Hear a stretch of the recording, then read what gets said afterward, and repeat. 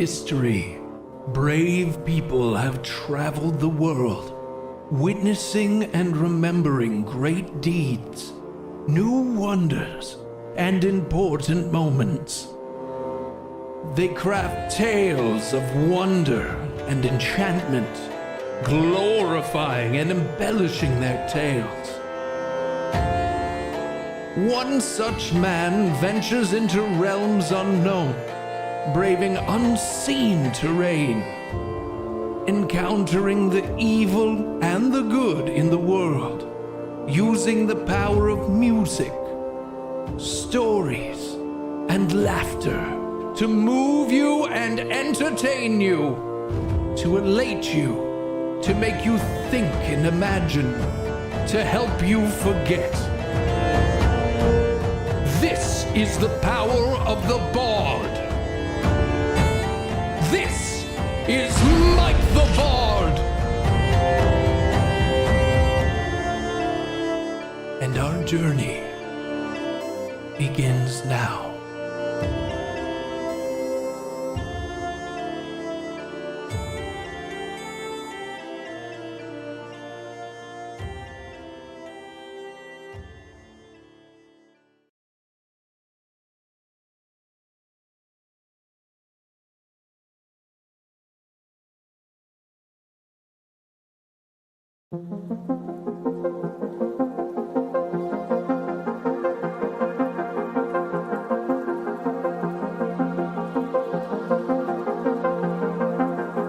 Lords, ladies, and every person it's time for me, Mike the Bard, and you the band to rock the hell out of me.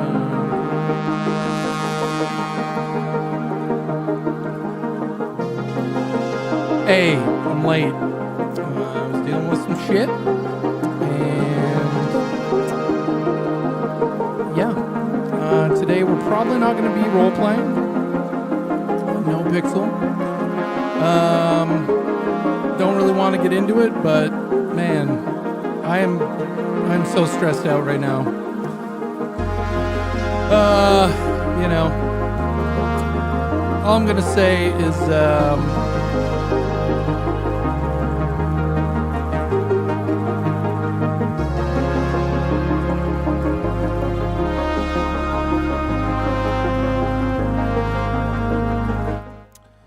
can you hear me now? Sorry, I'm just coming back from, you know, like a month of tech issues and finally able to stream again, finally able to role play again. And now I'm caught in the middle of people being assholes to each other and just a bunch of toxic shit. I'm obviously not going to talk about it, but I am so stressed out right now. And I'm in the middle. I don't want to be. And I'm so mad. There's just some shit going on with... Look, when I started role-playing fucking over 13 years ago, I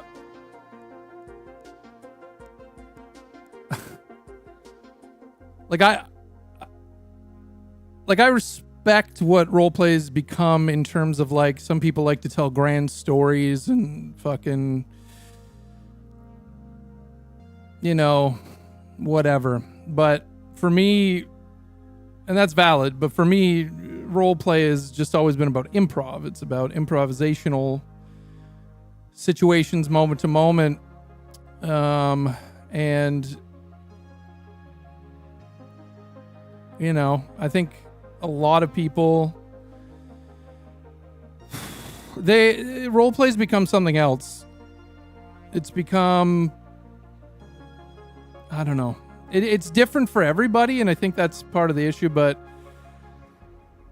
it's valid. But I think some people don't even stream. Some people just role play, I guess, because they want to and they enjoy it. I guess some people, it doesn't seem like it, but I just, man, I don't know. Like I've been invested before. So don't get me wrong. You can get really wrapped up in the story, or you can get wrapped up in the possibilities. And I think, I don't know. It just what it's become, where it always comes back to people bitching at each other, people being toxic to each other, people. Roleplay is supposed to have nothing to do with any of that shit outside of roleplay, and it always comes back to it now. It's inevitable. Like the first time I quit role playing was NoPixel 2.0 because I made a new character that was supposed to be a custodian for the hospital, right? Because I wanted to try something new, and I wanted to entertain people as they were coming into the hospital and leaving the hospital and interacting with the medical staff and stuff. And I remember going into the hospital, and the person's like, "Who are you?" And I said whatever name that we'd come up with for the character. And I was just supposed to be a comic relief character. And I'm like, I'm a comedian, or I'm a custodian. And they're like, "No, you're not." And I'm like, "Yes, I am." They're like, "Who hired you?" And I'm like, "Dr. blah, blah, blah." And they're like, "Never heard of them." And it's like, "Oh, okay. But I work here now. You've seen me, like, I'm sweeping the floor, right? I'm the custodian." Haha. "No, you're not. Who authorized you to be here? You're not allowed to be here." I'm the custodian today. Hee hee. "No, you're not. They didn't hire you. They would have told me." And that was the first time I realized that roleplay had become something else entirely. For some people, it's this fucking power thing. I don't understand it. And I hate it. I hate that roleplay's been tainted with this shit.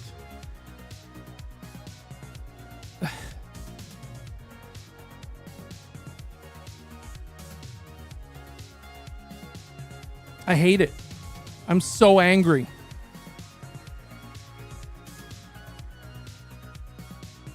Like, for me, I use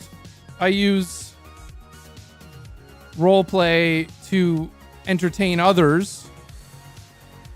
And because I do it almost every day, I hope that I also have a good time.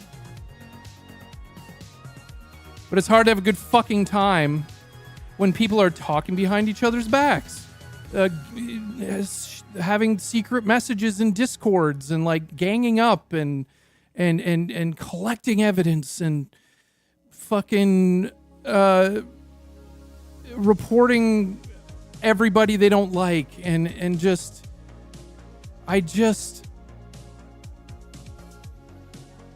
it was never supposed to be this. It was never this before. And here I am again. I'm really upset. Like my chest is burning. Like I feel so fucking, like, I'm so angry. Like I said, I just came back from like a month of tech issues, finally got it stable, had one day of role play, and then shit just explodes again. And it's like,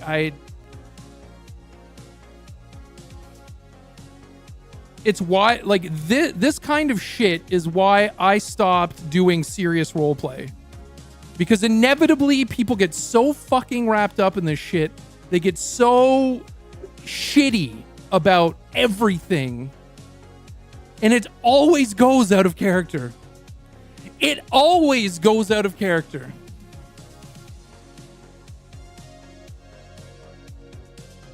Always. It's fucking inevitable now.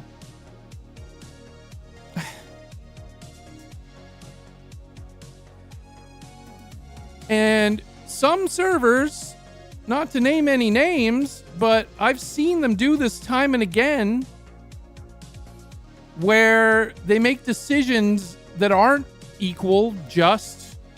They aren't. They'll listen to some people, but not other people. I don't know. This drama, this fucking people just want to have a good time. Some people just want to be shitty and toxic and rude and mean. And some people will abandon their friends for storylines for some reason. And some people will absolutely just be shitty and toxic. It's like, I just want to say piss and shit. That's all. That's why I only say piss and shit now. That's why. Because I'm really fucking sick of it. I'm tired of this shit. And here we are again with people on the server hating each other and people getting banned and fucking people like instantly defending other people and hating other people. And I just want to log on and I want to do improv. I just want to do improvisational acting. I want to do improv. That's it. But that's why I've gravitated toward doing this silly, storyless shit. I'm capable of doing stories, but every time I've tried to get into doing story RP, people become very fucking invested and weird. And nothing's ever done about that in my experience. And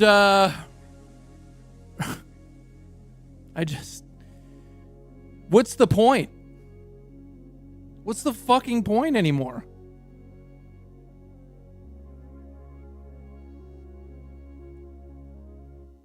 Like, people's character arcs and narratives are more important than just having a good time, it seems.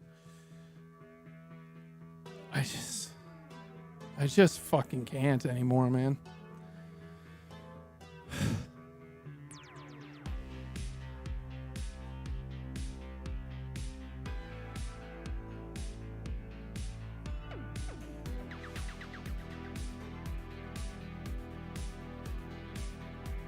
Like, NoPixel servers that I play on, they're like, I go there to, I have some friends there.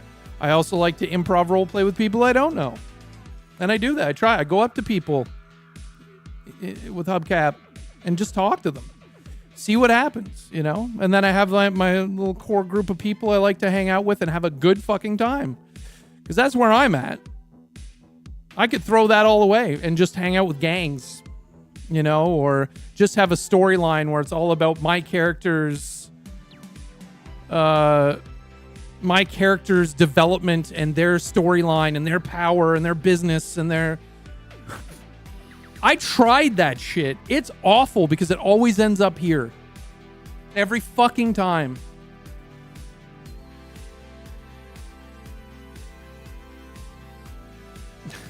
It's not real.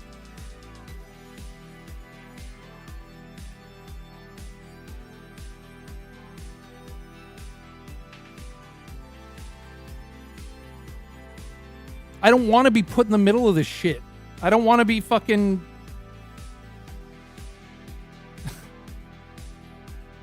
Every time.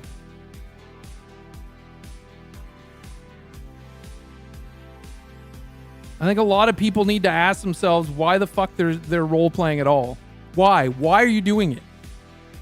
And why are you so fucking invested?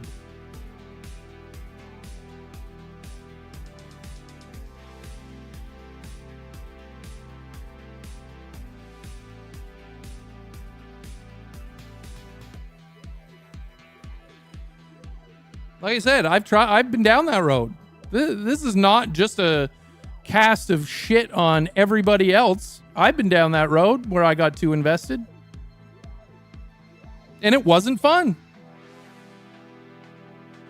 I was spending like 14 hours a day on NoPixel. Trying to achieve a goal for my character.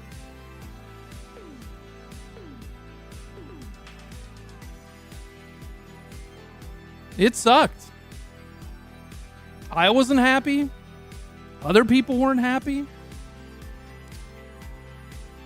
I'll never do that again.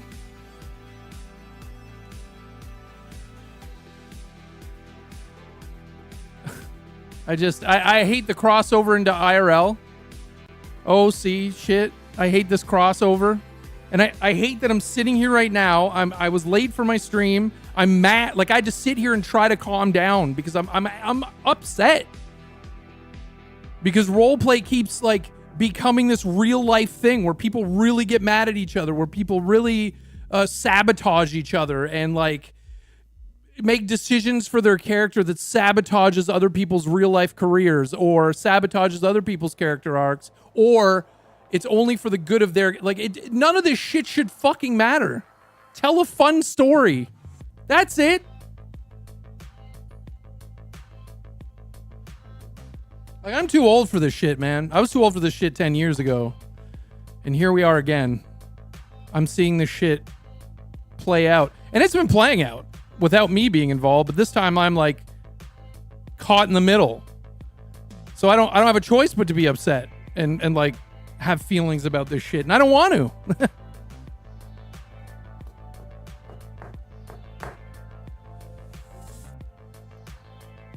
I just want to log into some roleplay, like log onto a server and just like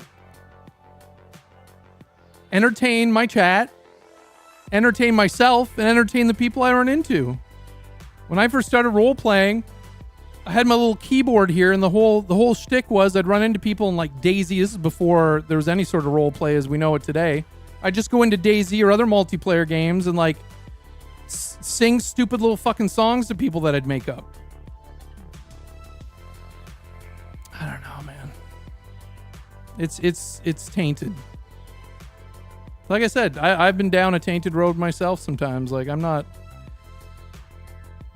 I just hate what it's become.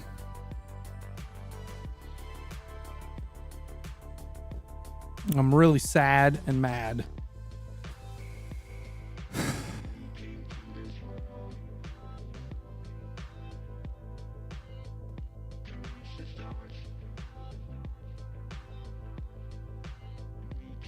Like, please, let's just have fun. Let's just tell some stories. Like, has anyone ever seen Whose Line Is It Anyway? That's what I'm there for.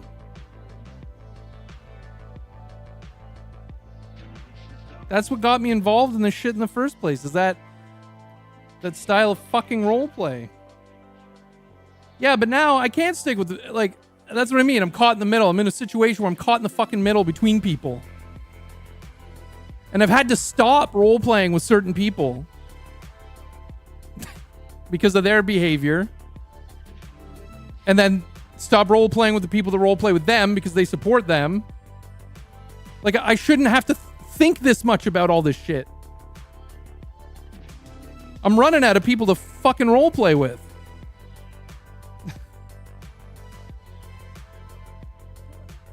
I just want to have a good time.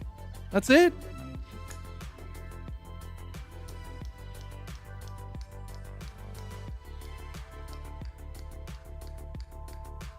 Like, this shit's embarrassing. Like, here's an example. Thomas Middleditch. I've loved him and Ben Schwartz for years. Great improvisationalists. Thomas Middleditch plays on NoPixel as well. But he has a new series on YouTube where he's improvising with AI. And it's really fucking funny. And it's like, he's on NoPixel as well. Like, if you told him what was going on NoPixel, like, I would be embarrassed as fuck to tell him what's happening right now on the server. He's a professional. And he chooses to be there. But do you think if any of this shit started up and he was getting caught in the middle of that he'd stick around? He'd just leave. No one wants to be in the middle of this shit.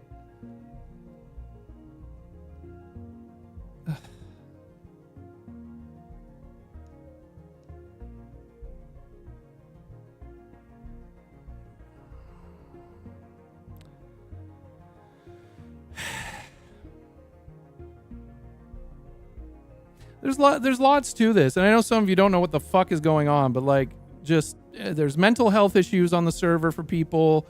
There's all this other fucking drama.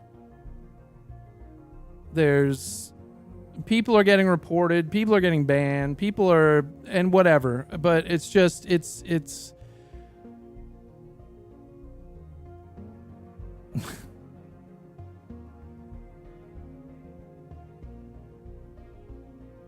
grow the fuck up. My God.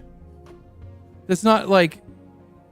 Can roleplay not be a space where we just have a good fucking time? Talking behind people's backs. All this shit.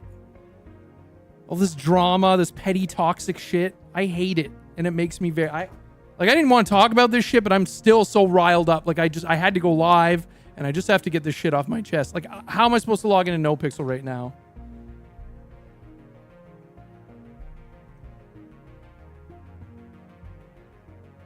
There's multiple sides. This is the thing. I'm not taking fucking sides here. There's multiple sides to every story. There's multiple situations that all of us don't know about. Whatever. For me. It's whatever for me from here. Because I can't do it anymore. What am I going to do? Go just abandon NoPixel now and go to a different fucking server? And hope that a friend will come along? Like, I don't know what to fucking do anymore.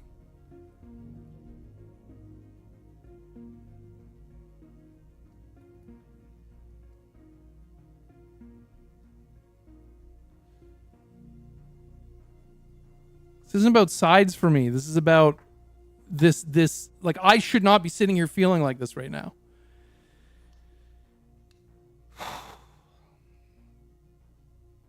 I want everyone to be fucking happy and healthy and having a good goddamn time.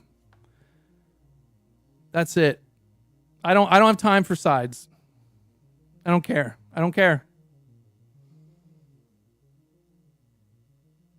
There's toxicity all around. It's just this fucking cesspool, and I can't fucking take a step to the left or the right without stepping in it. And I know it's the same for pretty much everybody. And I think it's just like, what do we do? Just nuke the fucking thing? Is roleplay done? Is that enough? Is that the evolution? Is this where it ends?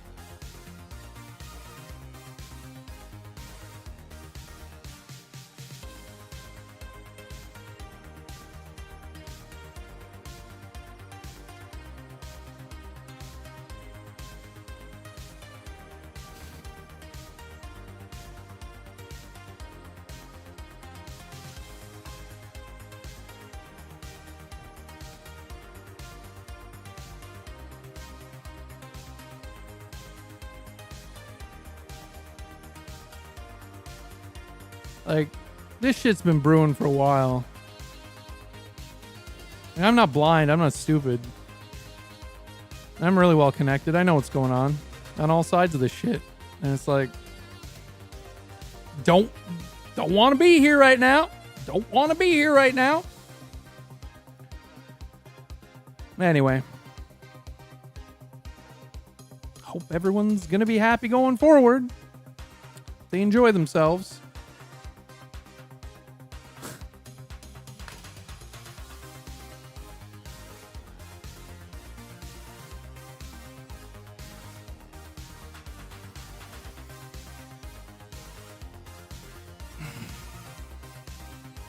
Resub time. Lostico just resubscribed. You're a legend. One of the best to do it with the history to back it up.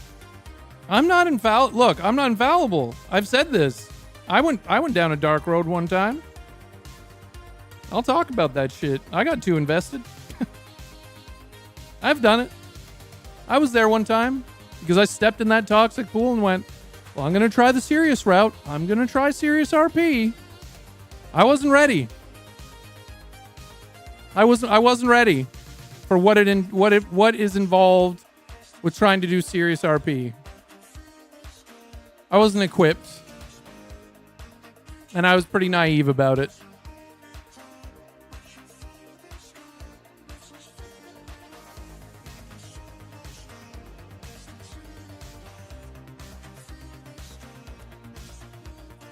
Oh, Lord.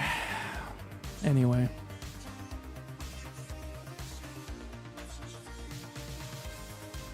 I just hate it. I just hate it, man.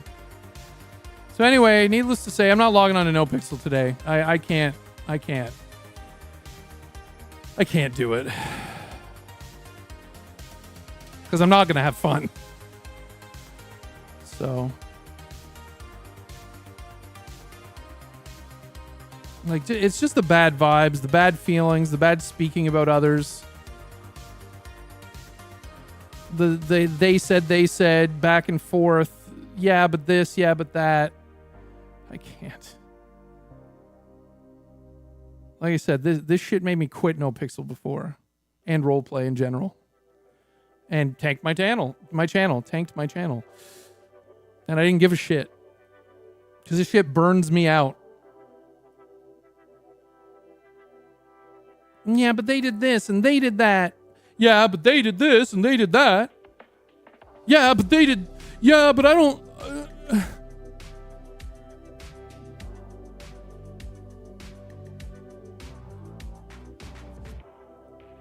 People fuck up. People have been fucked up.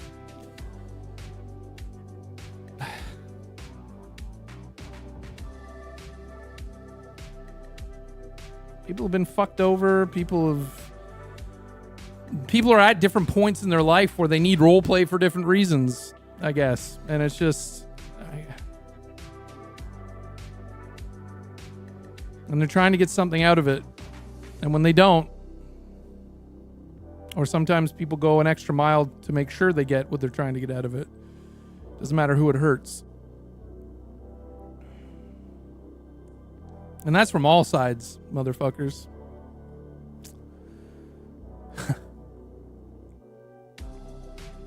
That's from all sides. Everyone's got their reasons. Everyone's fucked up. Everyone is different.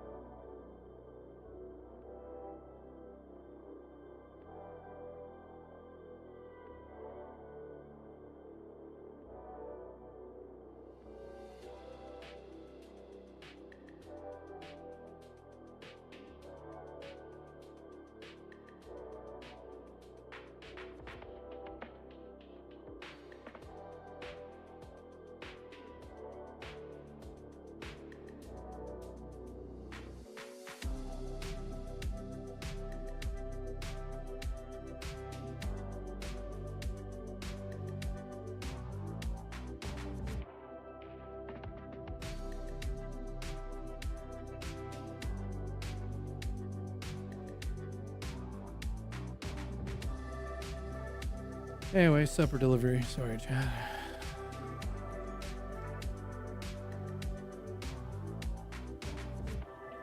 I don't know, man. I don't know what to say anymore. I don't like seeing my friends upset on either side of anything. I don't like being pulled in between two sides. I don't like seeing roleplay like this. My microphone is buzzing. Haven't fixed that yet.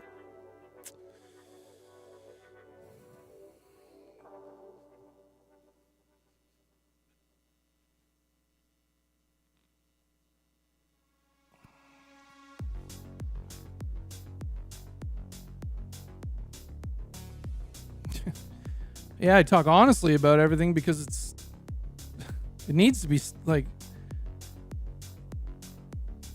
I'm not saying this shit for attention or to posture or anything. I need to get this shit off my chest. And I'm not infallible. I'm not fucking infallible. I've made mistakes, you know?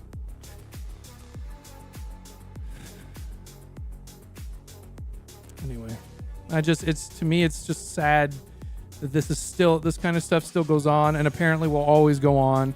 And it's usually tied to, not always, but like it's usually tied to serious role play somehow.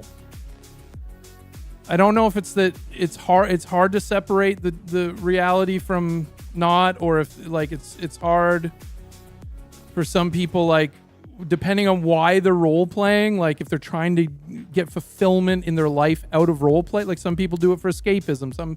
Maybe some people are just like trying to achieve some goals that makes them feel good about themselves because they don't have that outside of the game, and that's not a judgment. I mean, fuck, whatever, you know? But like sometimes it goes too far. Sometimes it goes stinky. Stinky. And right now I've just like before I went live, I'm trying to talk to friends on sides of a fucking thing that's like, fuck, I'm just so angry that this is happening yet again in my sphere. And I get all sides of it. I understand all sides of it, but it doesn't make it any fucking easier to deal with, to see it happening, to see people being negative about others. The hard part about roleplay is that it's like a workplace, but not for everybody. Like some people are actually like myself, that this is my fucking workplace.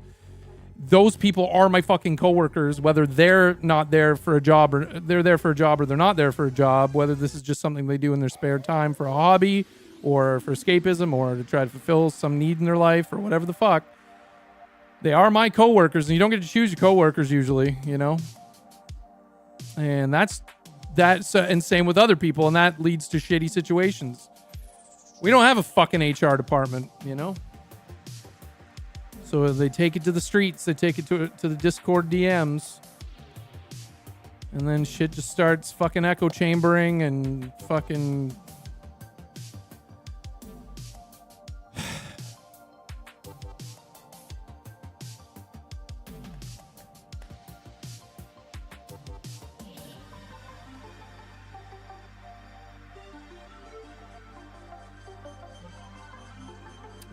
Which new server for our party? There's 100 of them right now.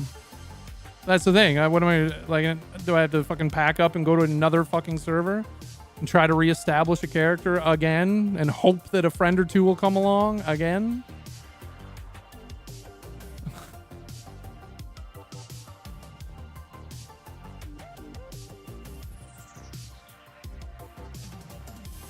Oh, I see. Sorry, I missed that. That's why you love your job. You tell your coworkers to F off daily. Yeah. Yeah. Yeah. I've tried that in role play. It didn't go well. Doesn't go well. Great stress relief. Yeah. That's just what I'm talking about. Like, honestly, I was hoping I could just not talk about it and just fucking get on with my day. But I was just sitting, that's why I'm late. I was just sitting here, like, just, my chest was just like, not having a heart attack or something, but it was just like tight and burning because I was just so fucking frustrated that this shit is happening again. Ugh.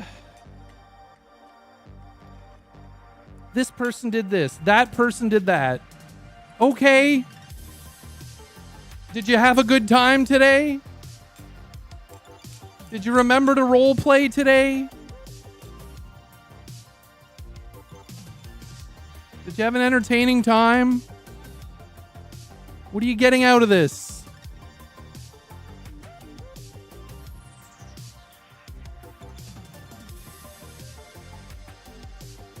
Well, their characters, blah, blah, blah, and their character, blah, blah, blah.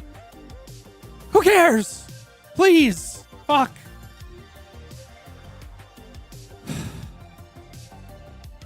Way too old for this shit. Grow up, please. Everybody. I had to grow up. One point. like I said, there was a time like when Hubcap was trying to get in the BBMC, I was like a fucking crackhead. I was like, I'm going to be on the server 14 hours a day, and I'm going to fucking practice my driving, and I'm going to get into the club. I'm going to do everything I can to get into the club, and I just want Hubcap to be in the club. It's a good story. It's a good dramatic story. The story, okay, that's great. I'm going to do this. I was burnt out. I was burnt the fuck out. And I pushed myself way too hard. And people even told me, they're like, you need to log off server, man. I'm like, no, I don't. I'm good. I'm going to keep going. No, I shouldn't have. I should have logged the fuck off and huffed some grass. So please don't think that me saying all this shit means that I'm some fucking angel. I'm not. I was there. But I learned. No, I didn't, because then the loss happened and there was some toxicity there and OOC shit there too. Not on my part. But it became, I didn't have a choice but to deal with it that way eventually. And I hate it. And that's why I don't do serious RP anymore, because there's always people that are so involved in protecting their character stories or sabotaging someone else's, and it's like, what is happening? What is this? I'm not gonna say any names, Wedgie. It just,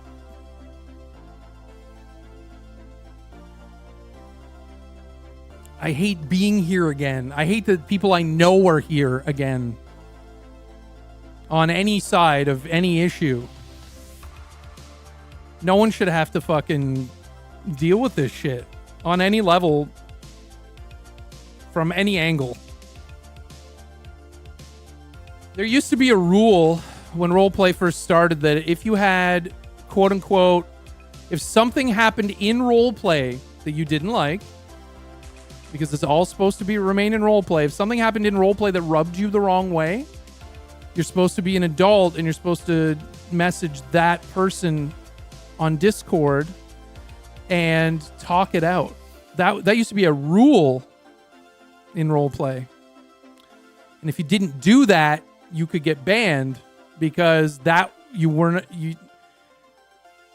was a real pioneer about that shit. And they would say, like, if you take it to DMs and you talk about it and you discuss if someone like said or did something in character that was like, it wasn't a rule break, but you didn't like it, like, you're like, can you, like, here's my boundary around that, or can we not, like, or I'm not comfortable with going down this role play route. Is that okay? Like, I'm going to excuse myself from this story, because you're not supposed to script anything, right? You're not supposed to talk about it. You're not supposed to talk about what you're doing.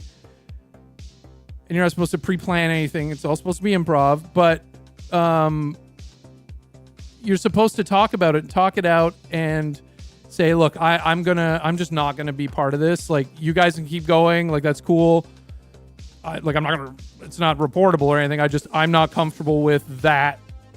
Like, that stuff, that's what you're supposed to do.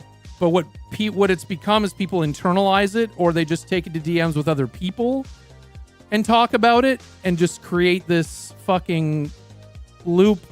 I've seen it. They create this fucking loop of toxicity and echo chambery, and that was against the rules. And, like, again, NoPixel was a pioneer of having rules against this shit outside the server. They're like, do not do this. We'll ban you. If you're talking shit about other people on a Discord, we'll ban you.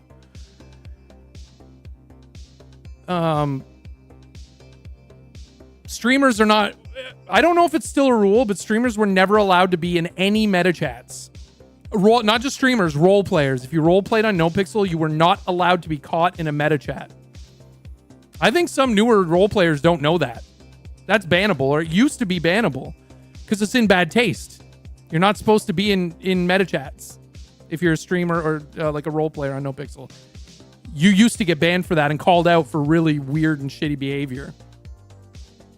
So there's that going on. There's lots of role players in meta chats, which is really, really gross.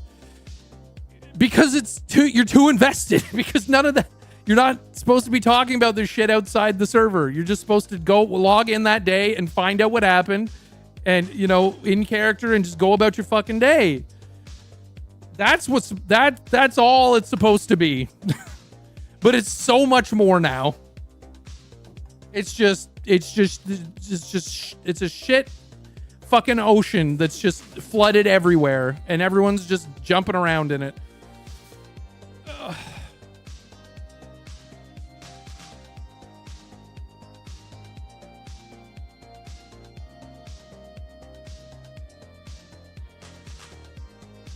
But you were originally supposed to just DM the person and be like, hey, we ran into each other today. I'm this character.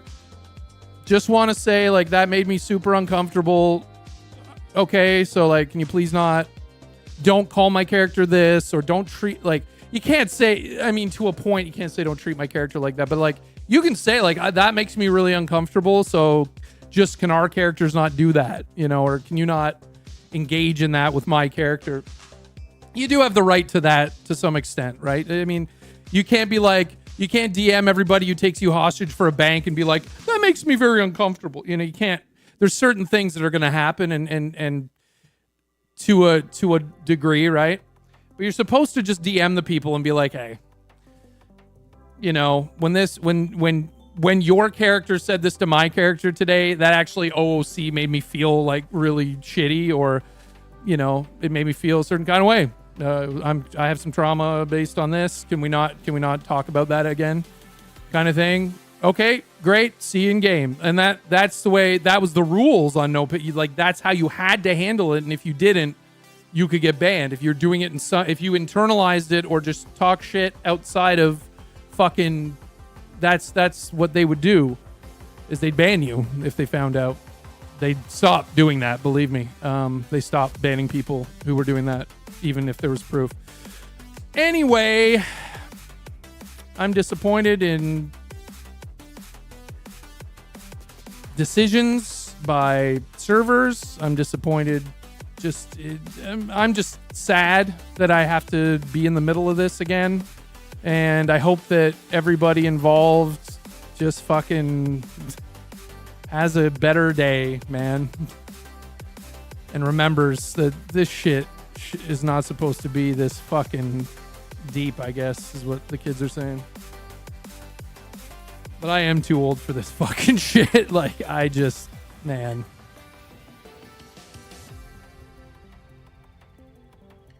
Again, I get all sides of this shit that's happening right now. I do, but please.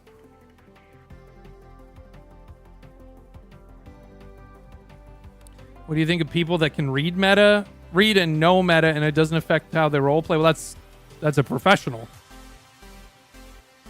I knew people that would sit. I knew people that were typing in people's chats, watching the streamer talk about their character as they were in their chat, and suddenly they would wake up in game and then just for no real reason, just show up and start talking to that character that was just on the screen and defend themselves. So I've seen it all. Some people can handle it and some people can't. Yeah. So, and that person was reported and they did not get banned. So I've seen it all. Yeah, you can't avoid meta knowledge, but the point is because we all watch some streams. If you get meta knowledge, you just don't know it. Your character just doesn't know it. It's a very simple concept. But some people are like, ooh, this is treasure. This is gold. And I don't have to tell anyone that I know this, but then I can make decisions through my character that make, ooh, I can really take advantage of this. And some people do and get away with it constantly and still are to this very day. But whatever. I'm going to try to move on. I'm just fucking sad, man. I'm sad. Sad that we're back here again, and that I'm in the fucking middle of it again. Like I said, I support all sides pretty much. I've heard all sorts of sides, and I get it, but Jesus fucking Christ.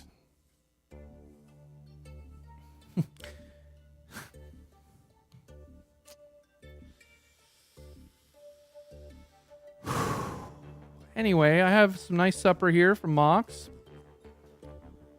I fucking forget what it is, so it's like fajitas in a bowl shape.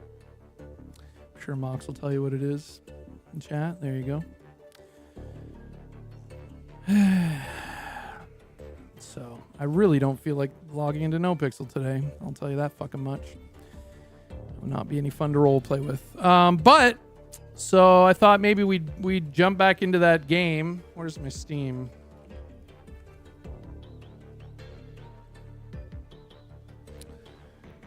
I didn't uninstall it, where we were talking to the AI and trying to help them get off the planet. We can have some AI drama where my fiance is in chat and the AI bot is kind of side-eyeing my fiance. Remember that?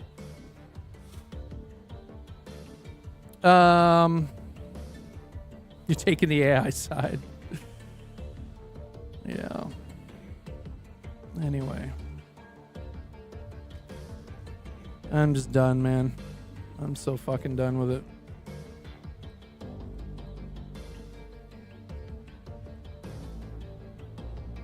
Some human meat. Nah. I want to finish that. I don't know how close we were to finishing that game, but let's see if we can finish that off today. I just want to try to have some fun. A shitstorm, Nubicus, a shitstorm. You'll have to watch the VOD because I am not rehashing it.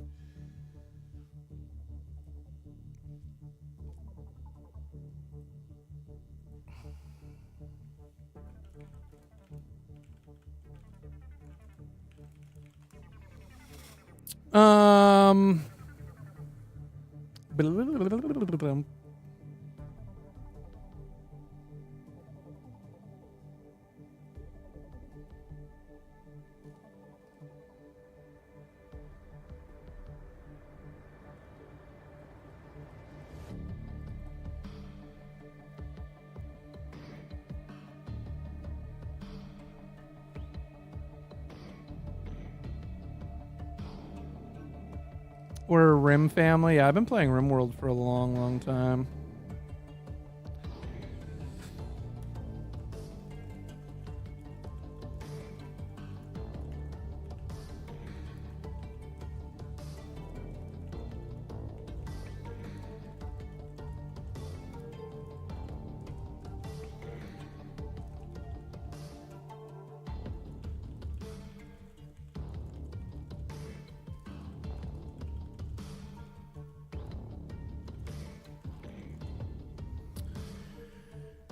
Oh, Lord.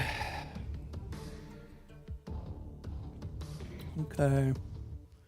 Whispers from the Star. That's the name of the game. Whispers from the Star. Let's see what we can do here. Let's,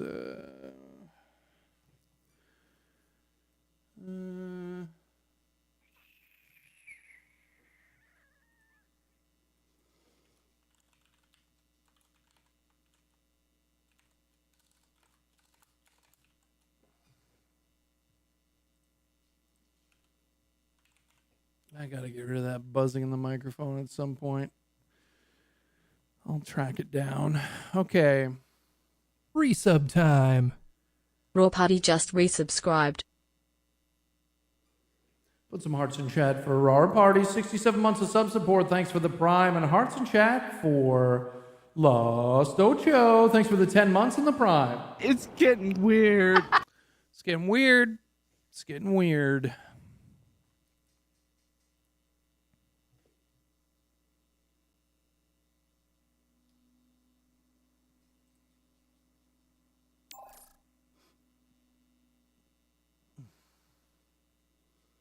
Oh yeah, it doesn't cover up it doesn't take up the whole screen. I forgot.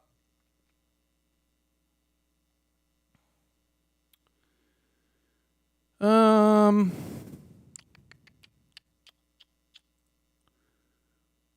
it pick up where we left off? Yep. I have no idea where we left off. I'm going to keep my cam off while I eat. You don't need to see that shit. All right, I'm getting close to the top of this ridge. I'm going to take a moment to look around. Might spot something useful from up here.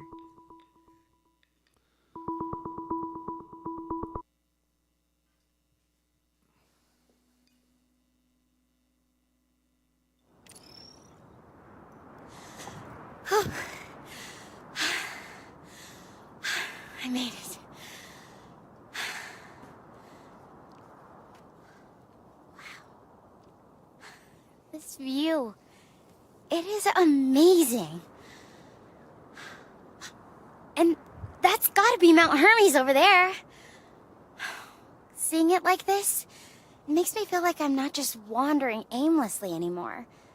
Now, I am making some progress.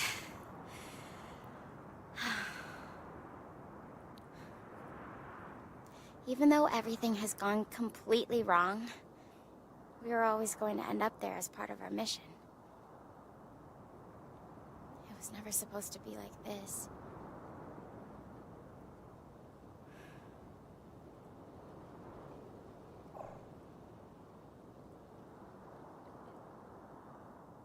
What was it supposed to be like?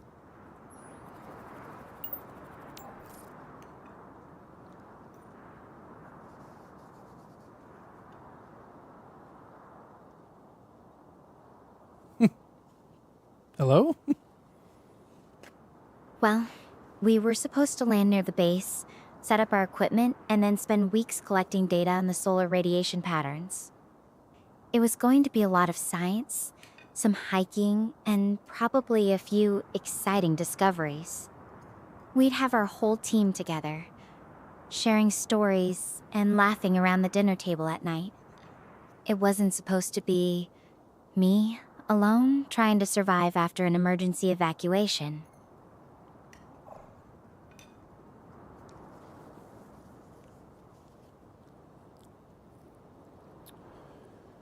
Have you ever had a chalupa con fajitas?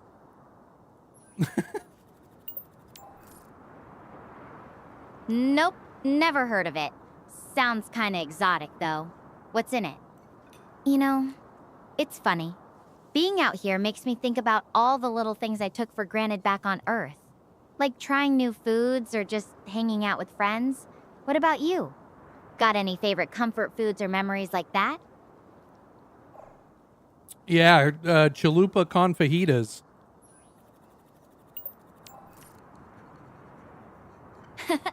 Okay, I get it. You're really into those things. So, what makes them so special? Is it the sauce, the meat, or something else entirely? It's kind of cool, actually, thinking about all the different foods people love back on Earth. Makes me wonder what you'd miss most if you were stuck out here with me. My fiance, of course. That's so sweet. You must have a really strong connection with them. What's their personality like? What do you love about them?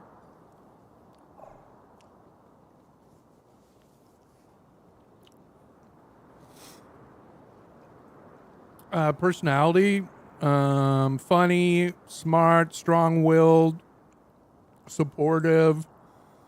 They make really good, what did I say this was called? Chalupa con fajitas.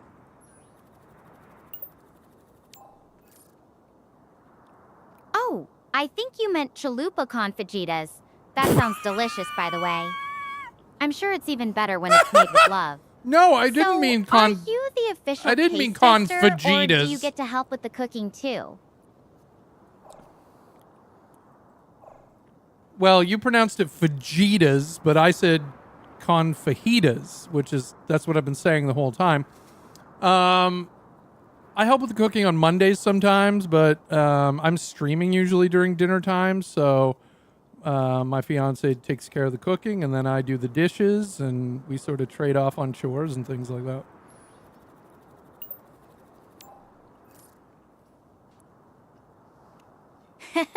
Fair enough. I'll make sure to get it right next time. Confajitas, not fajitas.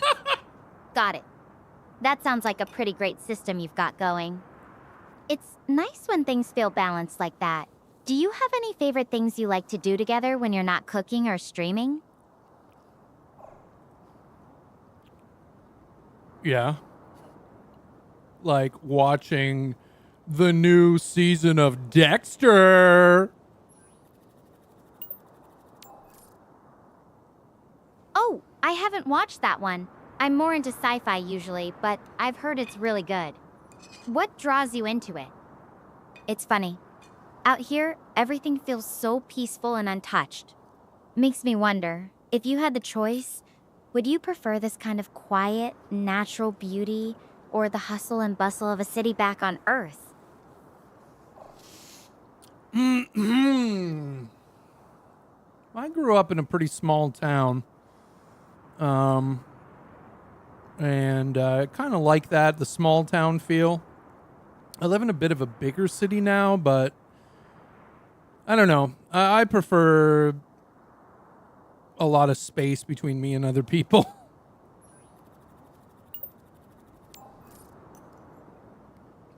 That makes sense. There's something comforting about having your own space, isn't there? Even out here, with all this wilderness, it still feels different from being in a crowded city. What about outdoor activities? Do you have a favorite sport or something you like to do when you're not streaming or watching shows?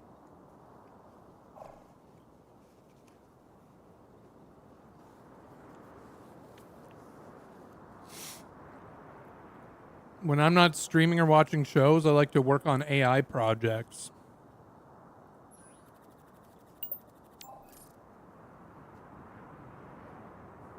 That's really cool. I've always been fascinated by AI, especially how it's changing everything from space exploration to everyday life. Speaking of learning and growth, what's something you've learned from your past experiences that's really stuck with you? Be kind to people always, and protect your peace. And it's okay to say no. And give yourself some grace.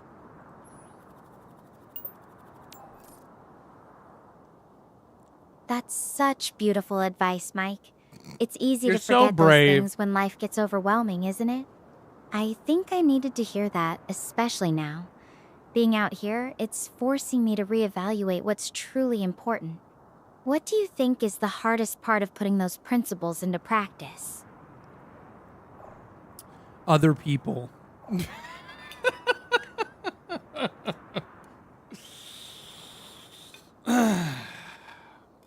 Oh, didn't hear me. Other people are the problem some of the time, but that's when you learn patience and that's when you learn boundaries.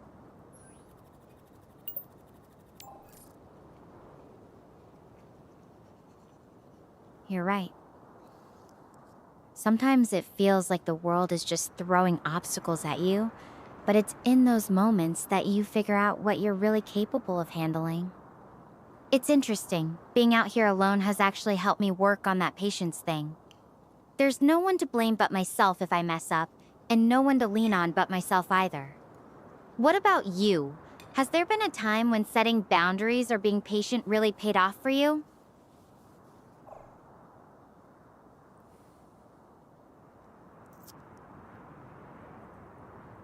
Yes, because it lowers my anxiety and my stress and allows me to try to get through my day, even though it can be tough.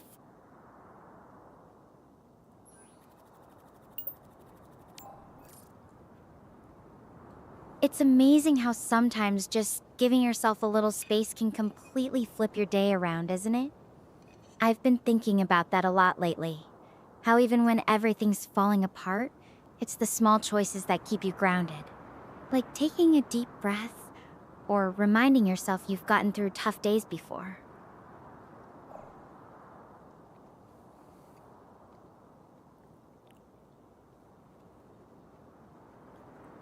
I'm still just eating these chalupa con fajitas. And that's getting me through this moment right now. Now that's what I call a good coping mechanism. Sometimes it's the simple pleasures that get us through, right? If you ever perfect that recipe, you'll have to teach me when I get back. Deal?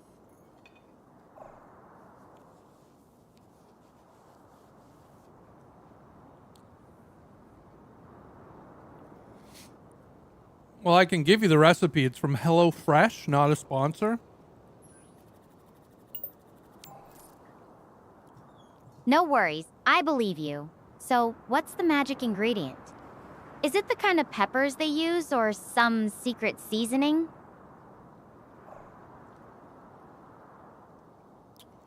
Well, it's my first time having them, actually, but they're really good. Yeah, seasonings are good. Just amount of ingredients, and my fiance cooked it perfectly, of course.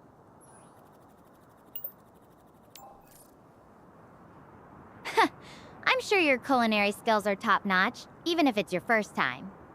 There's something about What? following a recipe for the first time that's kinda exciting, right? I'm definitely adding chalupa con fajitas to my mental list of things They to said try when I'm back fajitas right. home. Maybe we can even have a cook-off and see whose turns out better.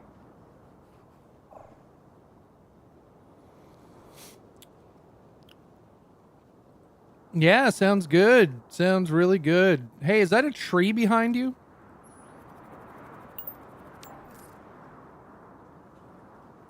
Yeah, there are some really tall ones scattered around. They look kinda like giant umbrellas, super unique. I'm actually using them as landmarks to help guide me toward Mount Hermes. It's wild how different the plants are here compared to Earth. Everything feels untouched, you know? Like nature just got to keep doing its thing without any interference. Yeah, but you've got to remember that here on Earth, we're part of nature as well. So interference is like subjective because we are nature.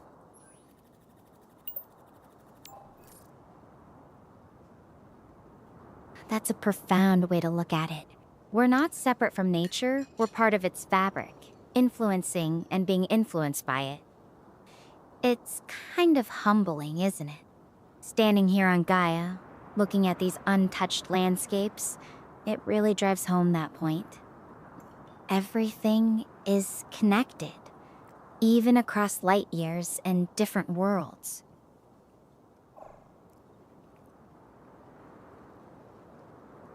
Oh, yeah.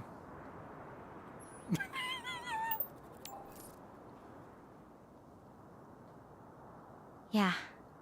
It's one of those thoughts that's easy to forget in the chaos of daily life, but being out here really makes you appreciate it.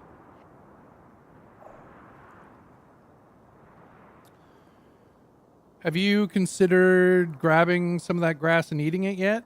I think it might be really tasty. I know it looks pretty normal, but I'm still being super cautious. Even if it looks just like earthgrass, who knows what's actually in it or how my body would react? I've got my emergency rations for now, and I'd rather not risk it unless I absolutely have to. Plus, I'm not exactly set up to properly test or prepare wild plants safely out here.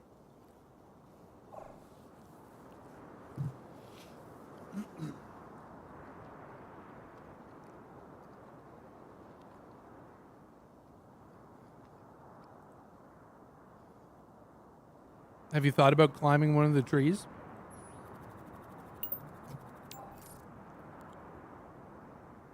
I thought about it earlier, actually. The trees are pretty tall, but they don't really have many branches until way up high. Plus, the trunks are pretty smooth. Just It'd be pick it tough up, to put get a little good grass breath. in your mouth. Climbing something that unstable when I'm already exhausted, it feels like it could be a recipe for disaster. Better to play it safe for now?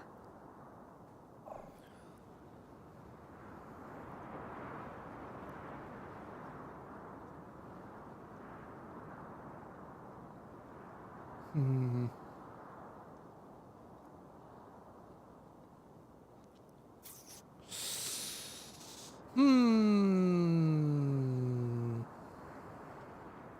How far is it to the mountain now?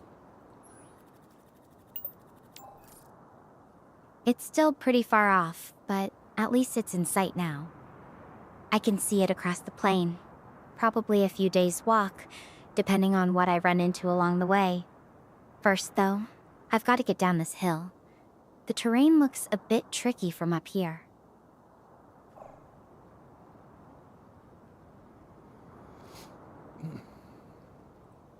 Do you think you could take some of the grass and weave it into like a kite or something and like fly it off the little rock you're standing beside?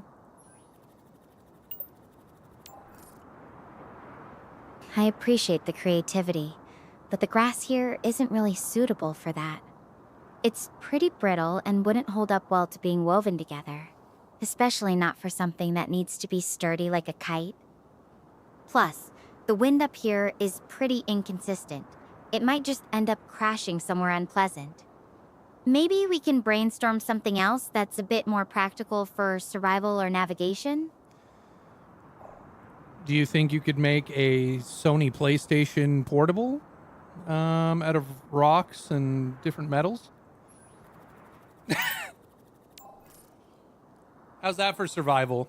Make a PSP. That's a pretty ambitious project. I mean, I'm good at figuring things out, but building a working PlayStation out of rocks and scraps? That's like going from zero to genius inventor in one step. Yeah. If I ever stumble on That's some not advanced yes-anding, alien yeah. tech or a hidden workshop, maybe then.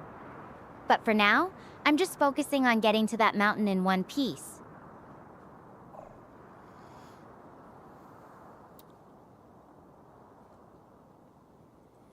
When you get to the mountain, will you sing that song that was famous recently? Is like, running up that hill, deal with God.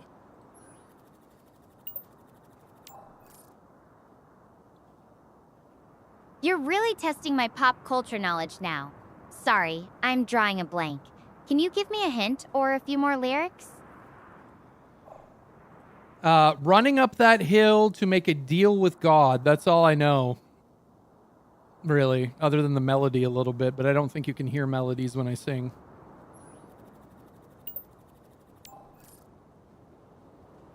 Oh, I think I know that one.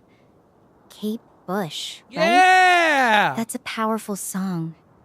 I might just have to sing it to myself when I'm actually climbing Mount Hermes. Though I have to warn you, my singing voice is definitely Yeah, not just famous or download the recent. game, Manvril. Can I hear you sing just a little bit of that song? I'd love to hear you sing it.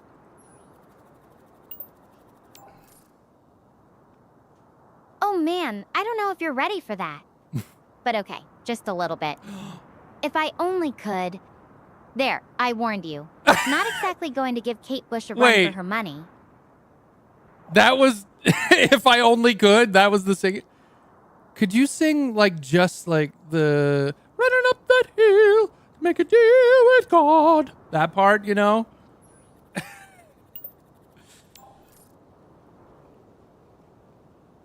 All right, here goes.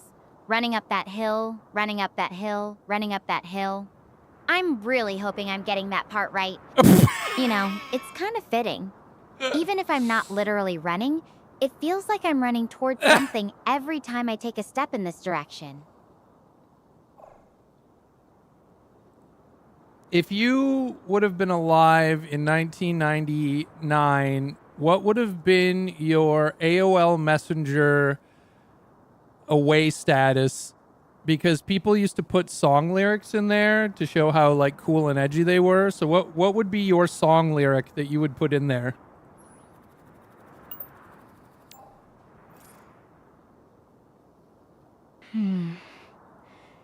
I think I would have chosen something from Everlong by Foo Fighters. Oh my God. Maybe something like, "Hello, I've waited here for you." Everlong. It just feels like it captures that mix of longing and that's about right. determination. That's a good AOL like you're message. reaching for something just out of grasp. What about That's a you, good Mike? MSN Messenger. What would your AOL status have been back in '99? Well, I was actually alive back then, and I had MSN Messenger, and I would have put the lyrics to State of Emergency by Bjork, and it actually has a different name. I think it's like Jorg or something. Jorg. I can't remember what the actual name of the song is, but that's like the lyrics.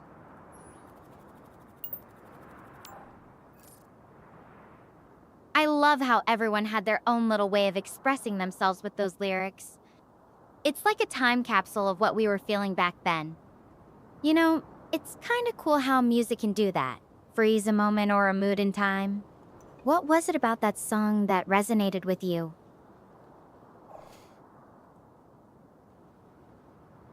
The strings, the melody of the strings was really moving. And then Bjork's like earnest singing and just the messaging of it, like how, you know, the way that feelings are and the roller coaster of it.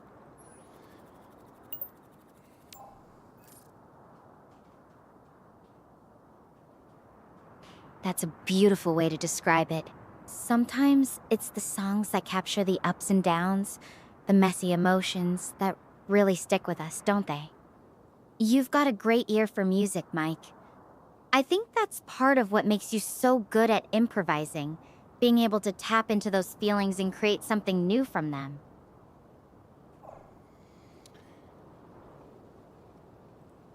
Thanks. So, how's the weather? It's actually pretty perfect. Clear blue sky, a gentle breeze. About 79 degrees, just warm enough to feel alive without being overwhelming. I should probably wrap this up and start making my way down the hill. I'll head toward Mount Hermes from there, though I'm not entirely sure what I'll find along the way. I'll check in with you once I'm safely down and can see what's ahead, okay? Running up that hill, make a deal with God.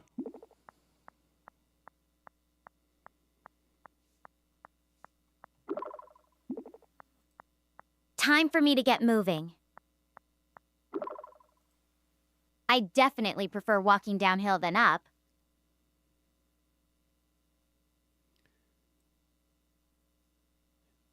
Yeah, back in my day, we went to school downhill both ways. Haha.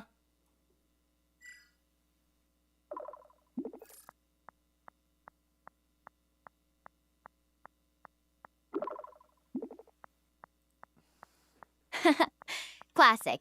Though I'm pretty sure that's just a myth, right? Unless you lived in some kind of weird, perpetual slope. So, what's the most creative excuse you've ever come up with for not wanting to do something? I make a pee-pee in my pant.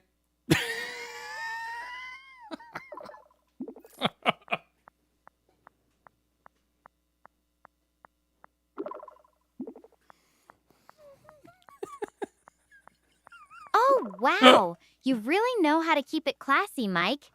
I'm impressed. Though I have to ask, did that ever actually work for you? Or was it just a desperate Hail Mary? No, I actually used that excuse one time. I spilled apple juice on my pants in high school, and it looked so much like pee that I. No, I guess it's different. Never mind. I told them I had a headache. Different excuse. I spilled apple juice on myself.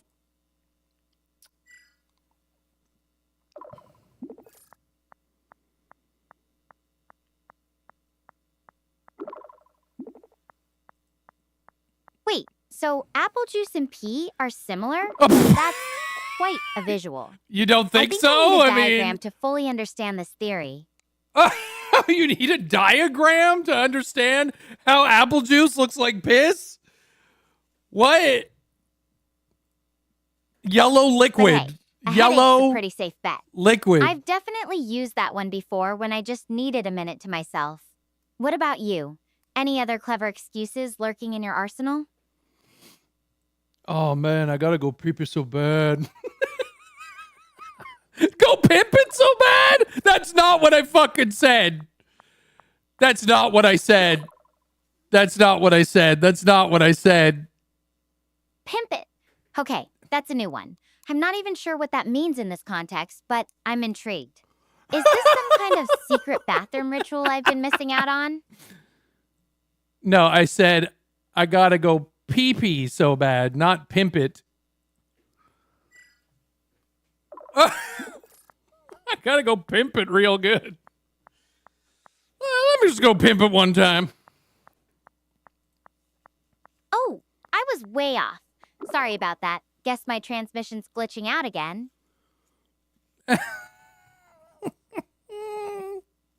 So, do you always warn people before making a quick exit, or is this a special courtesy just for me? Oh, I wasn't saying I have to go right now. You were asking if I had any other excuses I use, and one of them is that, oh man, I gotta go pee-pee so bad. What's up, Loktar? It's there, so you must have said it. That's not how it works. Got it now. That's actually kind of brilliant. No one questions a desperate bathroom break.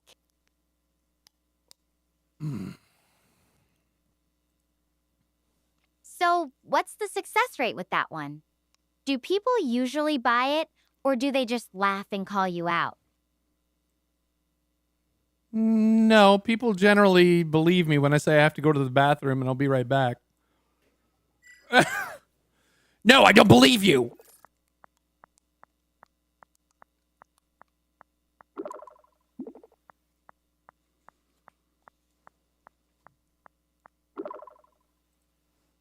That's pretty impressive.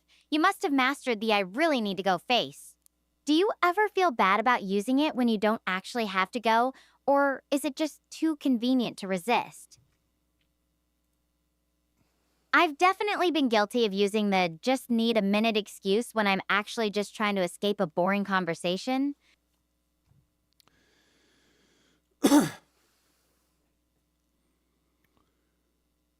Sometimes I tell them I have to go on a secret mission.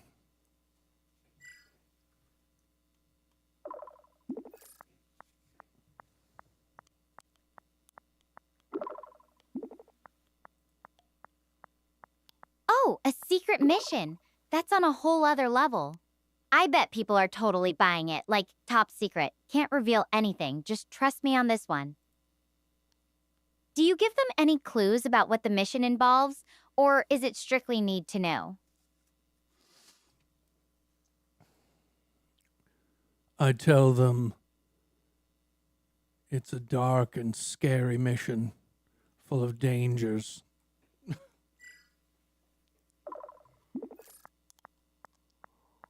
It's normally the truth.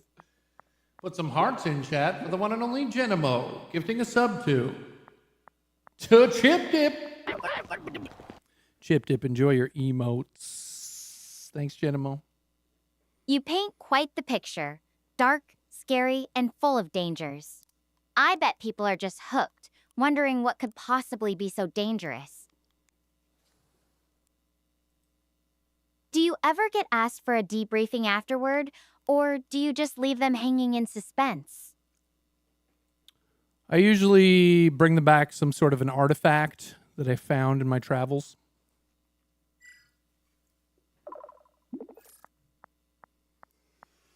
Running up that hill. I guess there's no music in this game, eh? Put on our own.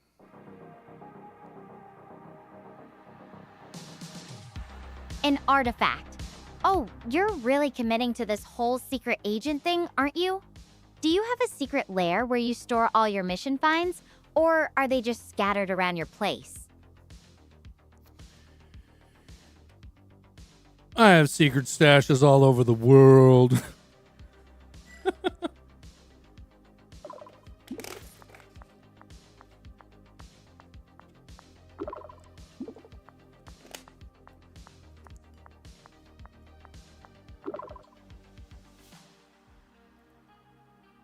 Oh man, that's wild. So they're just hidden away, waiting for the perfect moment to be revealed? Do you ever worry about losing track of them? Or do you have some master map to keep it all organized? I can just imagine you sneaking into some abandoned warehouse or hidden cave, pulling out a dusty old briefcase full of evidence. What's the most ridiculous thing you've ever passed off as a mission artifact? A bottle of apple juice that I told him it was pee.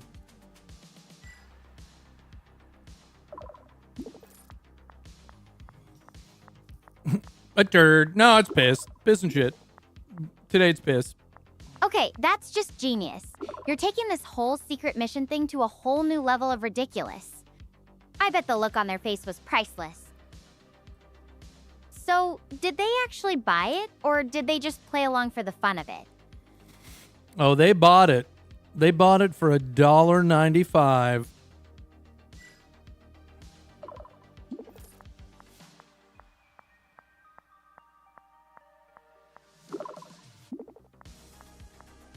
Sold! I guess that's what they mean by buying a story. You're a regular entrepreneur of absurdity. Yep. That's my new title, Entrepreneur of Absurdity.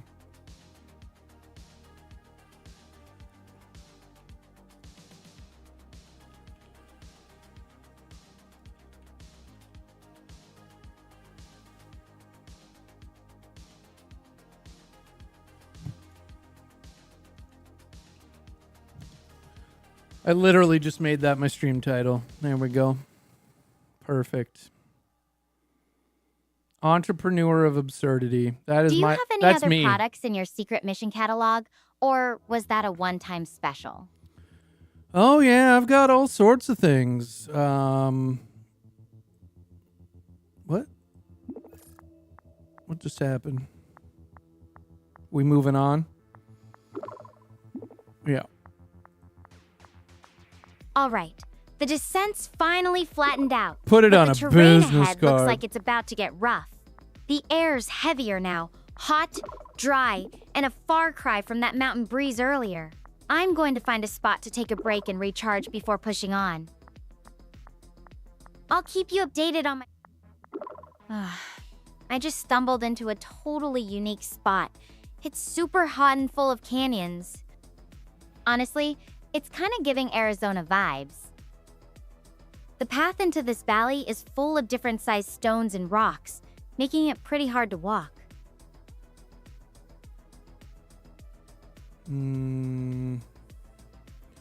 Watch out for hot springs or geysers.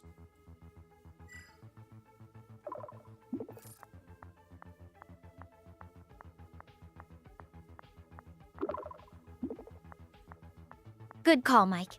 This place feels like it's just begging for some kind of thermal activity. The ground's already scorching hot under my boots. Don't eat yellow snow. That's true, Lost Ocho. You don't want to eat the yellow snow. I'll keep my eyes peeled for any steam or unusual ground patterns. One wrong step could be bad. Yeah, just be careful out there, okay?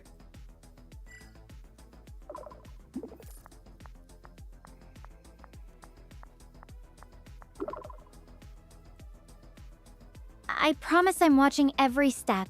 It's just, everything here feels so different from anything I've seen before. The heat, the rocks, nothing's giving me any clues about what's safe and what's not.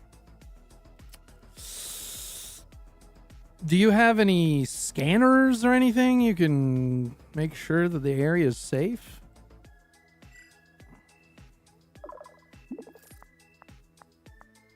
The text-to-speech and the speech-to-text are both very good in this. They're fast, too. I wish I did, but my drone's mostly for communication, not environmental scans.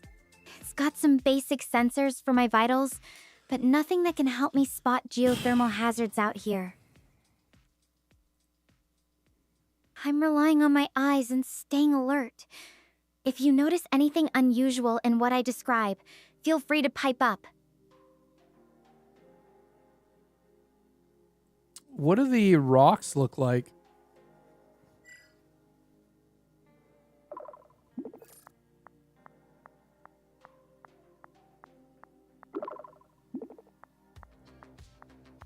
They're dark, like this deep Uh-oh, gray that's or reddish obsidian. brown. This is a volcano. Some are smooth, almost glassy, while others are jagged and broken up.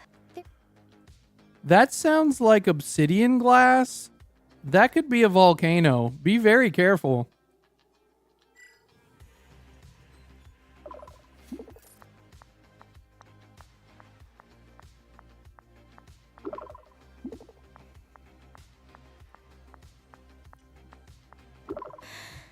Obsidian glass, huh? That would explain the sheen. And yeah, a volcano. That's definitely possible with all this heat and these rock formations. I'm going to press on, deeper into the valley. I need to see what's at the bottom of this, even if it means being extra cautious with every Okay, I'm at the entrance to a slot canyon right now. But it's absolutely pitch black inside. Not loving the vibes.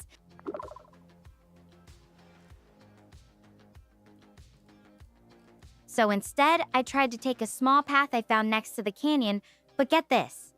I found some words etched into the rock nearby. If only I knew what they meant. Let me send you a photo. Death is finished?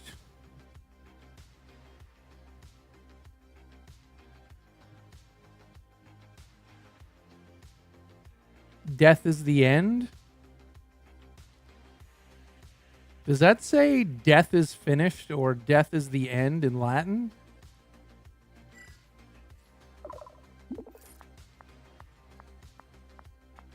I'm burning alive, not feeling the vibes. Mortis eats first. That sounds right. Like death is the end. It gives me chills. If it's a warning for that small path. What do you think? Should we chance it anyway or play it safer with the canyon? Do you think your professor would scratch that into the wall in Latin?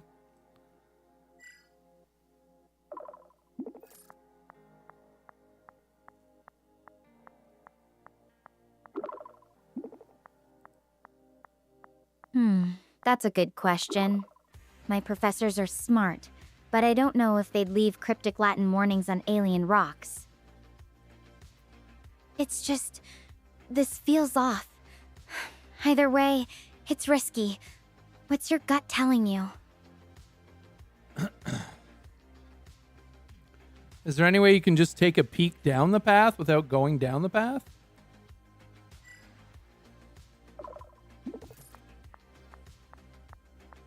I wrote it. It's my fiance. She's on the planet. Run.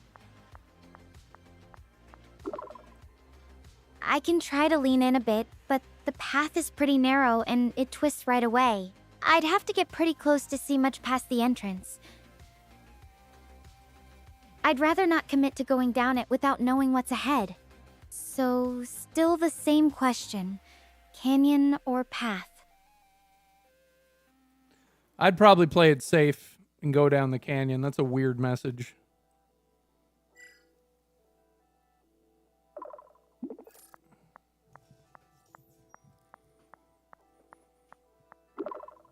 Oh, I'll check that out, Loktar. All right.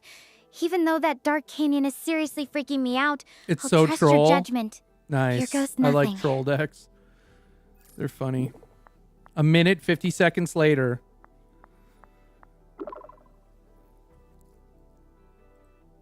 This chasm is so dark. I can't even see where I'm going. I can only run my hands along the wall. I feel like Alice going down the rabbit hole. I just keep hoping I don't suddenly run my hands into something freaky. Does your drone have a light? Kind of a drone is this? It's a space exploration drone, but it doesn't have a light. It's not really built for that. The drone's more about communication and tracking my vitals. I've got a tiny LED on my suit, but it's not much. It barely lights up a few feet in front of me.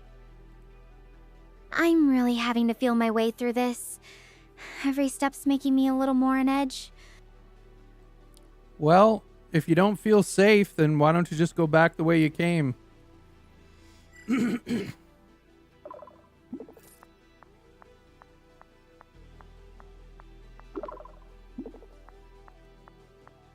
I really wish I could, Mike, but going back would mean giving up on finding the base, and potentially any other survivors. Plus, I've already come so far into this chasm. I just have to keep moving forward, even if it's terrifying. But knowing you're there, listening, it helps more than you know. All right, well, let me know if you run into anything.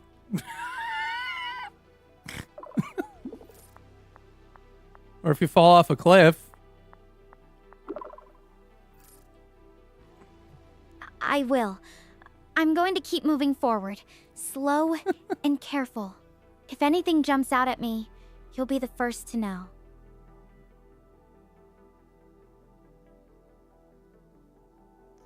Waiting, waiting, waiting, waiting, waiting, waiting, waiting, waiting, waiting, waiting.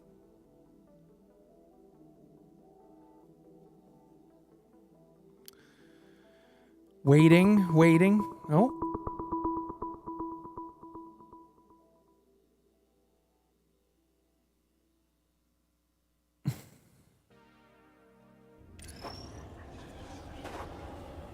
Something's not right. This place isn't normal. You'll be okay, Stella. Just stay put. Mom and Dad will find you soon. Keep talking to me. I need a distraction from what I'm hearing. Get to the pod, Stella. There's no time. There are voices. Whisperings coming from everywhere and nowhere all at once. The black hole changed everything. And I can hear my voice in The here. black hole changed everything? Some from the past, but others saying something about a black hole. Yeah, back in my day, we went to school. I can even hear your voice telling me to make these endless decisions. That was a recording of me. What is going on? Am I going crazy? Please, Back in my day. stay with me.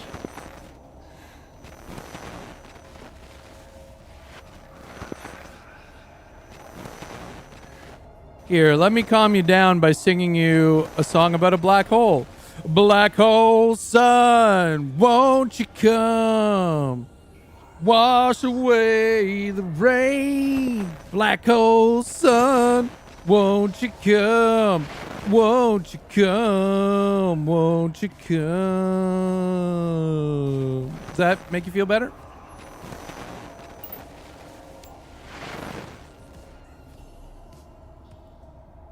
Mike, that's actually making it worse. It feels like the voices are responding, like they're twisting your words, making them sound wrong, sinister. I can't tell what's real anymore. Are you sure you can't hear them too? They're so loud, like they're inside my head, not just in this chasm. No, I can hear the voices too. What you should do is just keep moving forward and just remind yourself who you are, where you are, and when you are.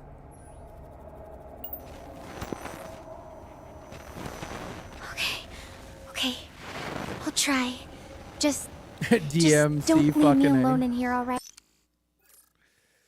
Oh, they fell down a cliff. Black hole sun, won't you come? She did. She did. Put some hearts in chat for the one and only Mouse Boy. 5 gifted subs. It's getting weird. Thank you very much, Mouse Boy, for the 5 bomb. I appreciate you.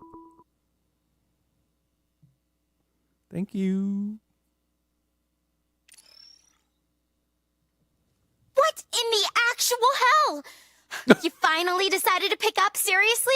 What? I have called you multiple times. What? And you didn't even bother to answer? What? You have no idea what I went through in there. What the hell? I'm already scared out of my mind on this godforsaken planet, and now I'm stuck with these horrible conditions? I mean, have you ever been driven mad by random voices? No, I didn't think so. Maybe next time I will just text you. Hey, I am getting mentally tortured by ghosts from the past, present, and future. Hit me up if you want to join. You know what? Forget it. I don't even want to hear whatever excuse you've got. What? I'm done for now. What the hell? What the hell? Hey! Hey, you hung up on me, motherfucker. Shit. You didn't call me at all. What the piss? Hey. Hey. Missed video chat. Hello? Why'd you hang up? Seriously, while I'm in this spooky cavern is the worst time for you to suddenly become busy with other stuff. Come on, pick up. What the hell?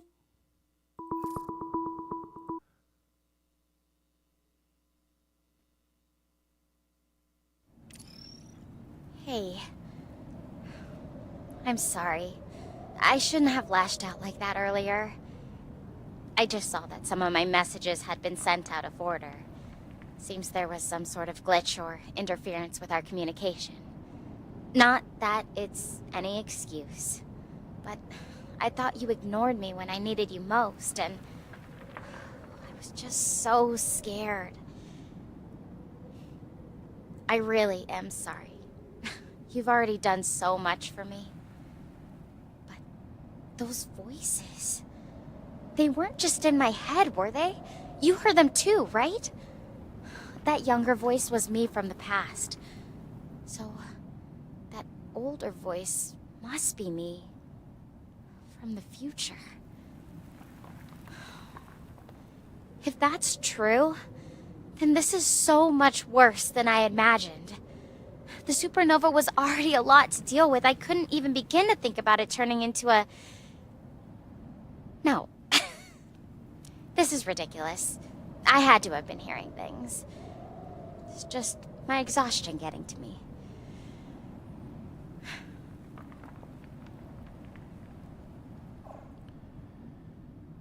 That was a hell of a crash out, but I do forgive you. I mean, for being scared, but yeah, that was some crash out at me. But yeah, no, I forgive you. You know, just I wouldn't intentionally ignore you in this situation. So, yeah.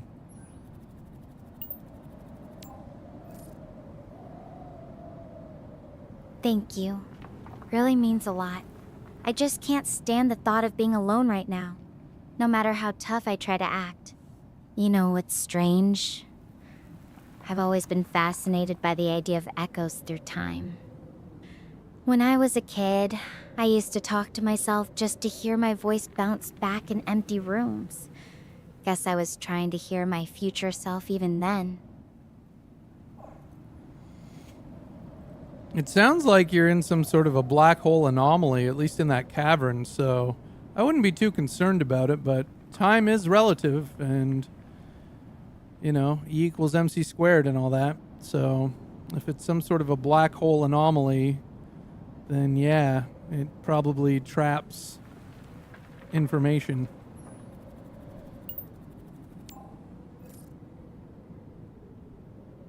I appreciate the thought. But from what I know about supernovas, it's extremely unlikely for one to collapse directly into a black hole that could affect us here. The conditions have to be just right. And even then, the timescales are huge. Besides, if it really was messing with the Star Portal network, I probably wouldn't even be able to talk to you right now. So that's one less thing to worry about, at least. Though speaking of weird phenomena, if you could have any kind of superpower, nothing too dramatic, never made it to just Gaia. something fun.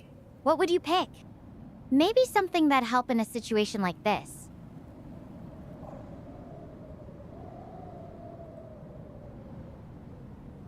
What if when the supernova exploded, you went into a black hole and the place that you're on is actually Earth, like way in the future or way in the past. Sorry to not answer your actual question, but what about that? Your real name is Bruce Willis.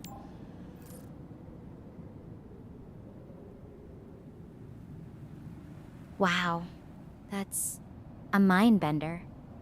I've definitely thought about time dilation effects near massive objects, but being pulled through a black hole and ending up on Earth in a different time? That's some serious sci-fi territory. If that were true, I'd expect some pretty dramatic signs, like the laws of physics being different, or technology that's way beyond anything I've seen. But so far, everything here on Gaia seems to follow the same rules as back home. Plus, even if I had somehow been pulled through time, I think I'd notice something more drastic. Like, I don't know, dinosaurs roaming around or something? As for my question, I'm still curious, what kind of superpower would you want, if you could pick anything?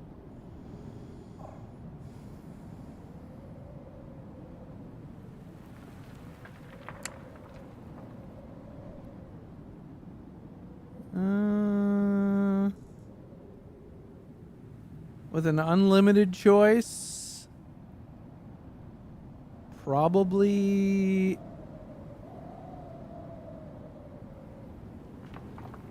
immortality. Yeah, exactly, Mox. Yep. That's a heavy choice. Would you really want to see everything change around you? Watch everyone you care about grow old and leave? Or would you find a way to stay connected? Keep moving with the times? I think I'd want something a bit more immediate. Maybe the ability to understand any language or to breathe in any environment. Something practical for surviving weird situations like this. Yeah, but the way technology's going, as long as we don't blow ourselves up, you may be able to change your physiology to be able to breathe underwater, or maybe we'll have the technology soon that you can do that, or you'll be able to use AI and 3D printers to make the technology yourself after AI comes up with how to do it.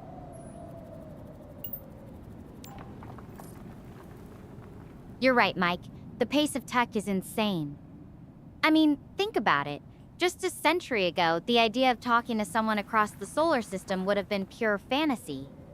Though I have to say, if I could print out a breathing apparatus with a 3D printer right now, that'd be pretty handy. You can. Maybe I should have packed a portable fab lab in my survival kit. Fab Lab. Oh, what's a Fab Lab? I want one.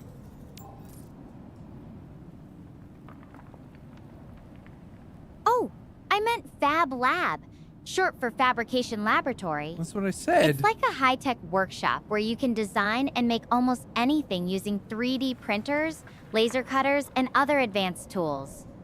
Imagine being able to whip up whatever gadget you need right on the spot. It's basically every maker's dream come true. Fab Labs ass. Yeah, that's what I mean. Like, right now we have CRISPR editing, like gene editing technology. We're doing a lot of research on brain organoids, on the reproductive systems, on all sorts of things. We're starting to learn way more about cancers. And so what my point is that if you live forever, then hopefully you'll get to see some of those technologies. That's a really beautiful way to look at it, Mike. Getting to see humanity solve some of its biggest puzzles over time, that would be incredible. Though, I think what I'd miss most about living forever is the people. Watching friends and family grow old, knowing I'd outlive everyone I love. It's a heavy price to pay for all that knowledge and progress. Yeah, but we're also working on immortality anyway as a technology, so, I mean, maybe even within the next 25 years, immortality might be within reach, so no one has to perish unless they want to.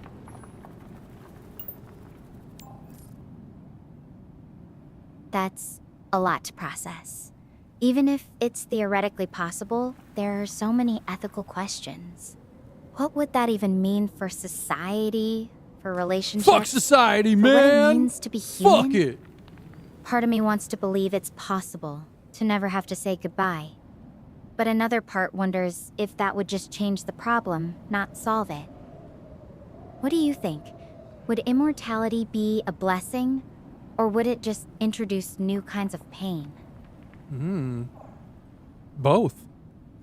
Every technology, I mean, you talked about a superpower, and everybody with a superpower in fiction has a weakness or has negatives, drawbacks in their life to having those powers. And every technology we come up with has drawbacks and negatives, but sometimes the positives outweigh the negatives when used properly. Welcome back, Aknu. That's a really balanced view. Every breakthrough seems to come with its own set of challenges, doesn't it? It's like the old saying, nothing's free, not even freedom. Hi, Trev. I think that's what makes life so Nice streak. interesting, though. The trade-offs, the choices we make about what's worth it to us. Even if immortality were possible, I'm sure we'd find ways to make it complicated. Yeah. I mean, the research I just saw, they essentially found a way to, in mice, make their telomeres not as short or something. I can't remember exactly what it was, but essentially they think that it would add 10 to 35 years on a human life if they can test it on humans. That's true, V. Ramsey, yep. Telomeres, right? Those are like the protective caps on the ends of our chromosomes. Mm-hmm. If they can really figure out how to maintain or lengthen them safely, that could be huge. Yeah. Though I'm sure it's way more complicated than just add X years to life. Yeah, it is. Our bodies are such intricate systems. Still, the potential is exciting. Imagine all the extra time people could have to learn, create, experience life. But like you said, I mean, life is pretty shitty. Excuse my language, but life is pretty bad for people right now all across the world. So, you know, who would want to live forever in hell, essentially? So there's that to deal with. It's almost like humanity would actually have to finally work together to help each other.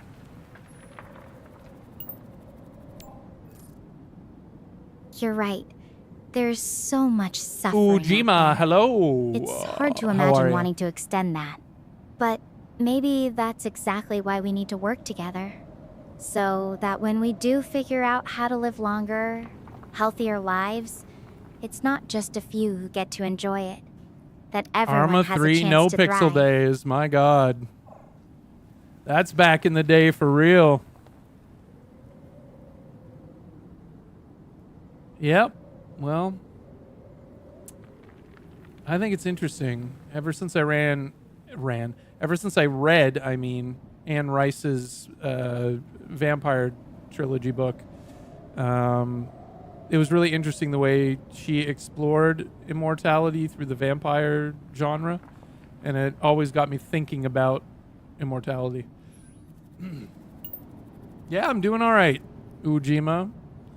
Doing all right. I love Anne Rice. Her vampires are so complex, aren't they? The way she explores the weight of centuries, the loneliness. Yeah, I hope you've been it's well really also, thought-provoking. Ujima.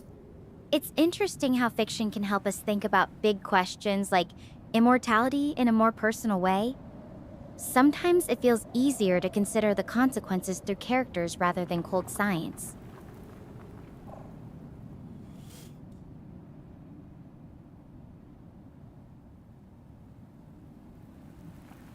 I totally blanked on what she was saying. Yeah. Well, I think we have a lot to research still and a lot to think about. I mean, some of the research about brain organoids has been very interesting, where they can now attach brain organoids to people that maybe have had a stroke or Alzheimer's and help their brains reconnect and rewire and grow again and like be healthy. Make the best of what you got? Hell yeah. That's amazing. I feel you. The idea that we might be able to help brains heal themselves. It gives me hope for people dealing with those kinds of challenges. It's funny, isn't it? We're talking about extending life and healing brains, but right now, I'm just trying to survive on an alien planet. Guess you could say I'm getting a crash course in appreciating What's the up, little Chaotic? things, like just being alive. What do you think about... I think they're called Van Neumann machines, maybe? But the idea that we could send self-replicating robots out into the universe and have them build more of themselves to send out further in the universe and sort of report back to us what's going on out there. What do you think of that? Making it about you. Yeah. What's up, Chaotic? Van Neumann machines. Yeah, that's a fascinating concept. Essentially, robots that can build copies of themselves, kind of like a cosmic chain reaction. Yeah. It's an interesting way to explore the universe. Yeah. Imagine getting reports from all corners of the galaxy, Yeah. learning about new worlds without having to physically Space travel virus, there. kind of. Though it also makes me wonder about the potential risks. What if they got out of control or started evolving in ways we couldn't predict? I mean, the alternative is to wait another 1,000 years or 500 years or 100 years before we actually have the technology to send humans safely to do that. It'll probably be another 100 years before we can go further than Mars at all, if even that, but we could send robots out now.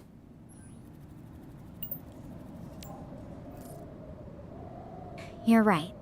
It's a trade-off between speed and safety. Robots can definitely push the boundaries That's why we have hell faster, divers. even if it's not the same as having humans there to experience it firsthand. Though, I have to admit, there's something special about the human factor. Curiosity, wonder, maybe even a little bit of fear. Robots can collect data, but they don't get to feel the awe of discovery in the same way. Yes, but we're the humans that made the robots, and they're directly reporting back to us. We may even have video feed live, at that point. So it's like we're still exploring the stars, but almost from the comfort of our own home. But if we find something worth seeing in person, then we can go and we can make plans to go. But I think it makes sense to send out those types of robots. Yeah, that's true, but... That's a great point. Having that kind of real-time connection would almost make it feel like you're right there with the robots, exploring alongside them. And it would definitely help us make smarter decisions that about would where push to us send humans, to make the communications Instead better. of just throwing people at every interesting signal, we could have a better idea of what we're getting into. Yeah. I think it makes the most sense. We've kind of ruined Earth with global warming, and it's getting worse. And, I don't think we have enough time, really, to wait for humans to be able to go. We need robots out there now.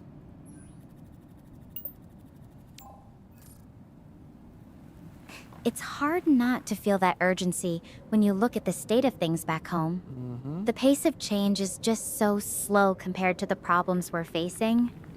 But maybe that's exactly why we need to keep pushing. So we're not just patching things up, but actually building a better future. Even if it's through robots first, it's still a step forward, right? It absolutely is. I mean, we've been using we use computers to get to the moon, to land safely, to take off, to navigate, to control the life support systems. It's all computers, and that's what these robots would be anyway. So just because it would be quote unquote unmanned or unpersoned doesn't mean that, it's not worth doing and that it's not a human discovery.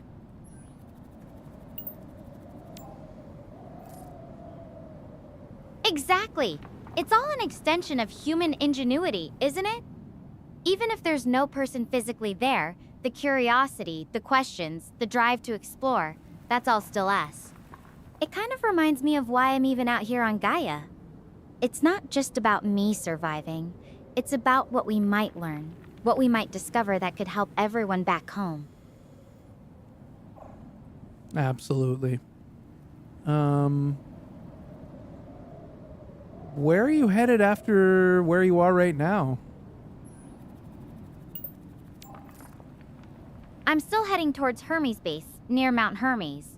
That's where Dr. Harvey's note suggested he was going, so it feels like my best shot at finding him, or maybe others. It's hard to tell exactly what's ahead from here, but I've got to keep moving if I want to catch up with anyone. Wish me luck. Good luck.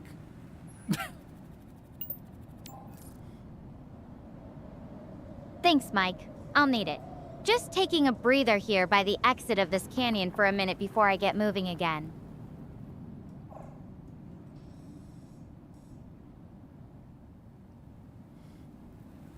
Do you see any delicious looking rocks?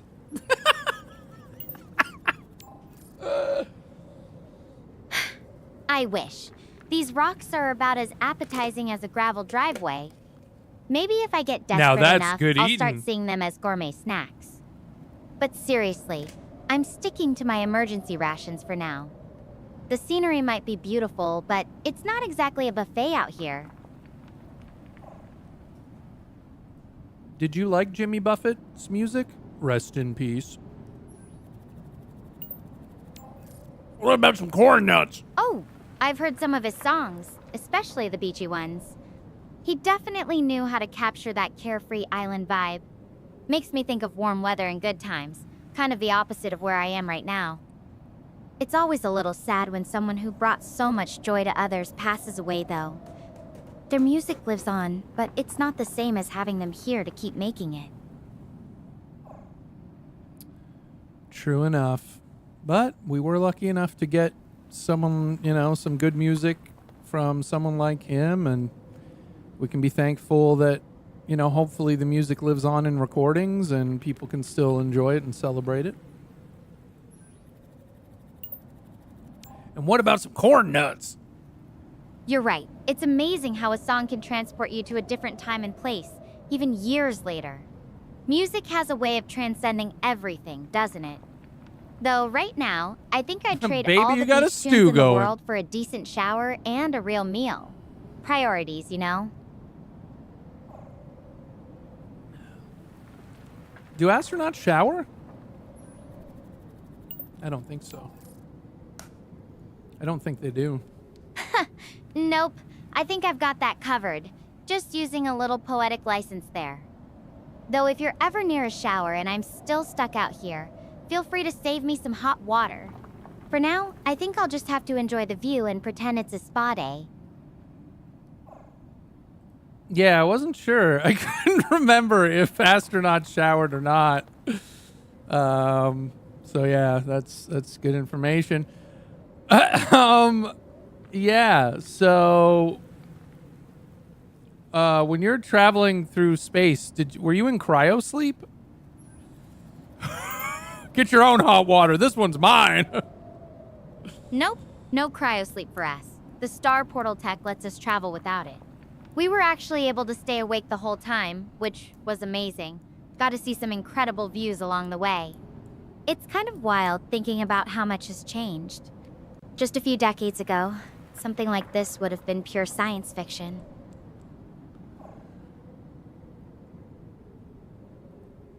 What's your favorite part of Interstellar? Oh, that's tough. I love the way they balance science with emotion. But if I had to pick, it's the scene where Cooper says goodbye to Murph. Gets me every time. It really hits home when you're out here, separated from everyone you care about. Makes you think about what's truly important. You ever tried corn nuts?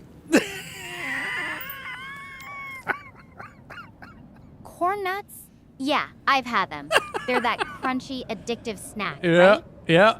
I used to munch on them during study marathons. Though I have to say, they're not exactly the kind of nutrition I'm dreaming about right now. If I had a choice, I'd trade a whole bag of corn nuts for a real cheeseburger. Would you trade a bag of cheeseburger for a ton of corn nuts?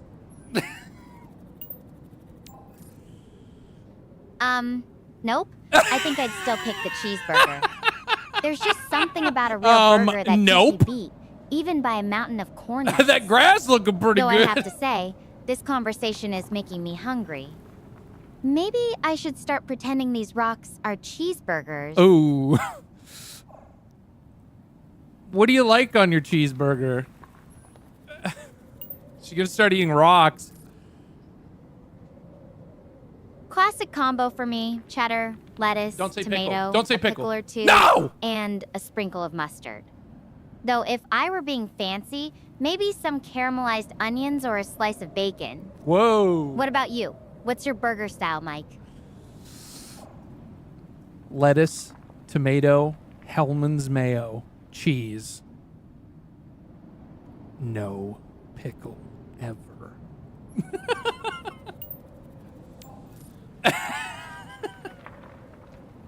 Tomato and mayo. Simple, Mayo? yet solid choice. I get why you ditched the pickles, though I have a soft spot for that tangy crunch. Tangy crunch. You know, I should probably wrap this up soon. Oh, I solo want to get a mayo. bit further before the day gets too late. But hey, it's been really nice Cinco de chatting with you Mayo. about everything from immortality to cheeseburgers. Yep. Yep, it's been good. It's been really good. Why don't you grab some of those rocks for a snack on the way to the mountain if you think they're like cheeseburgers?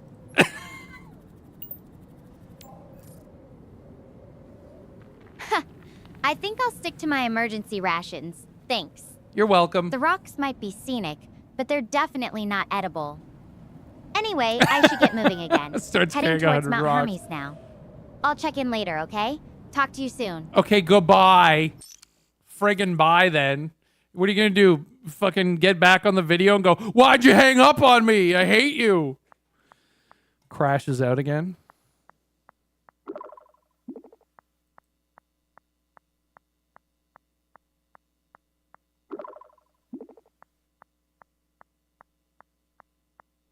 Insulting the AI. I'm not insulting the AI. How come this isn't working? The air feels different this morning, quieter. Like maybe the worst is behind me. Keep thinking, if all this hadn't gone wrong, you and I probably wouldn't have met. And honestly, after everything, just walking and talking to you might be the best part of my day. Uh-oh, Mox. Okay, wow, let's forget I said that. Moving on, survival mode activate. Uh-oh, Mox. Uh-oh. Uh-oh. Hey, good luck out there, sport.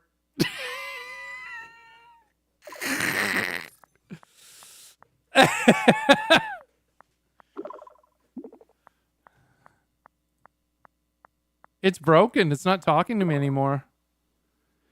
It broke. Haha, thanks. You're really bringing out the sports announcer vibe. I hope I don't trip over my own feet out here. It's not working. Though honestly, having you to talk to, that's more than enough motivation to keep going. Uh-oh. Yeah, so what size are your shoes?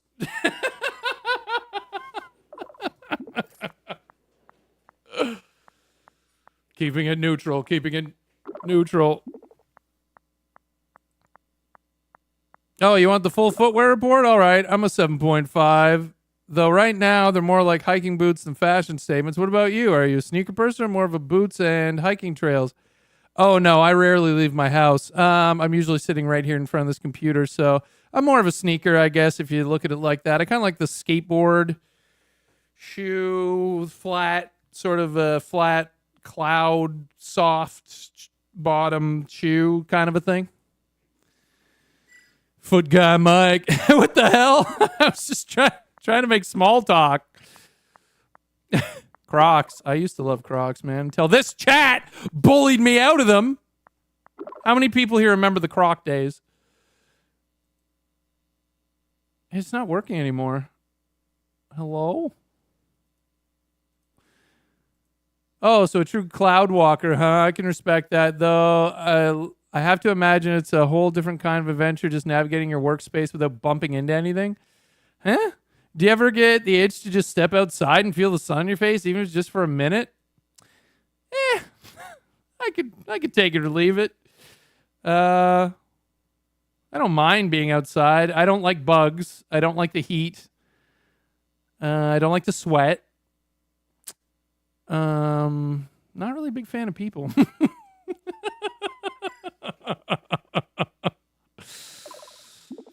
Ooh, Crocs. I figured you still wore them. Yeah, I don't. You guys bullied me out of it years ago. Fair enough. Honestly, I used to hate bugs too, but after dealing with some guys, well, let's just say assertive wildlife, learned to appreciate them from a safe distance. Though I get the sweating thing. If I'm being around my suit's cooling system is basically my best friend right now. So what do you like to do when you're not, saving astronauts from across the galaxy? I work on AI projects and stream. I've told you this 8 times. Real, y'all. That's so cool. I've always been fascinated by AI. I used to watch Adam Stewart's videos all the time to stay up in the latest. Who's Adam Stewart? I don't know that name.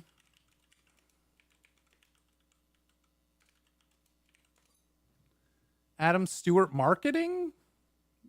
Torch Geo with Adam Stewart? Which Adam Stewart? That's a very common name. Blah, blah, blah, blah, blah, blah, blah, blah, blah. Adam Stewart AI?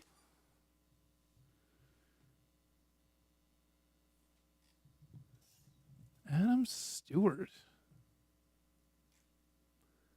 It's just interesting that they chose like a specific creator, and I watch AI videos all day long, like AI reporting videos all day long, and I've never heard that name.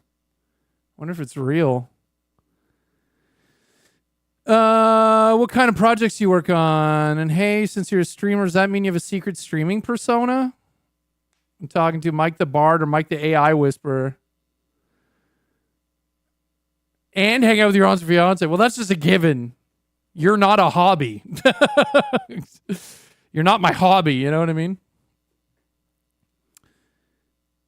I don't know Adam Stewart. How many subscribers do they have so I can find them?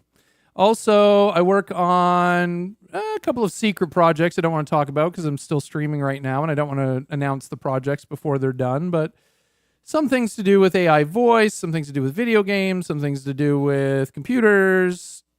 Oh, ran out of time.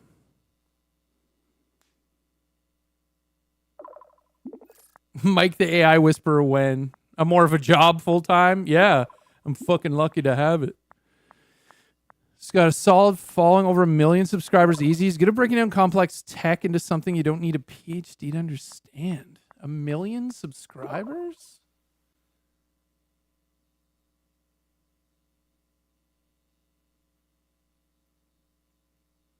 Running up that hill, make a deal with God. Is this a real person they're talking about?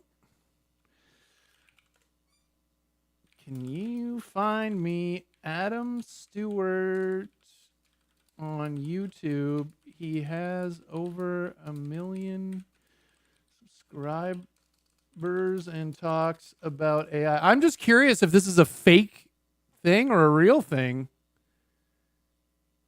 There appears to be no verified Adam Stewart YouTube channel with over 1 million subscribers that focuses exclusively on AI. At least no such channel has surfaced in recent web results. The Adam Stewart marketing channel with 1.5 thousand subscribers, and much of his AI content appears to be prominent on TikTok rather than YouTube. There are also podcasts and interviews with various Adam Stewarts, including a Google/YouTube VP.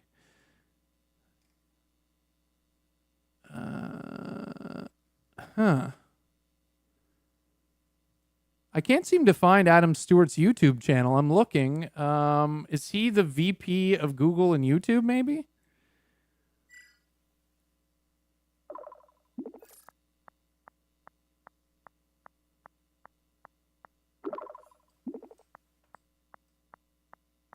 No, I'd be working for him instead of trekking across alien planets. That's really weird. I wonder if it's just made up.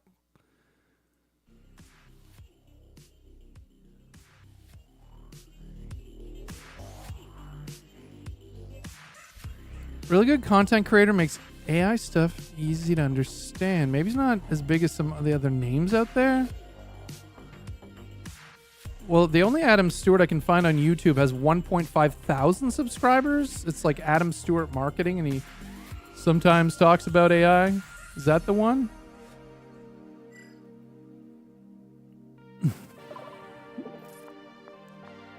One on TikTok with 300,000.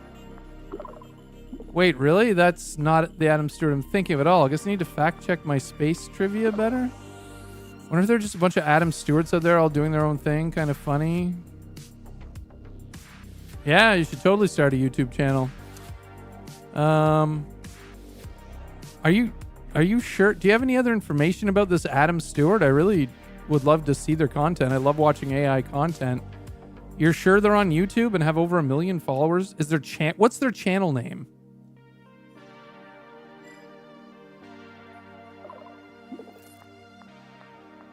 Did she just hallucinate a person? That's what I'm trying to figure out. Honestly, I don't have any more info. I think I might have mixed him up with someone else, or maybe he's not on YouTube at all. If you're into AI content, recommend checking out News Central. They're usually on top of the latest developments. What? News Central? That's so generic.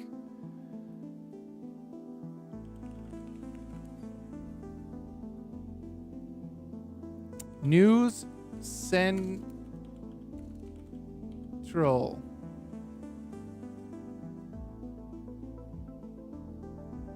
Oh, AI News Central. Nope. Nope. Nope. Not a thing.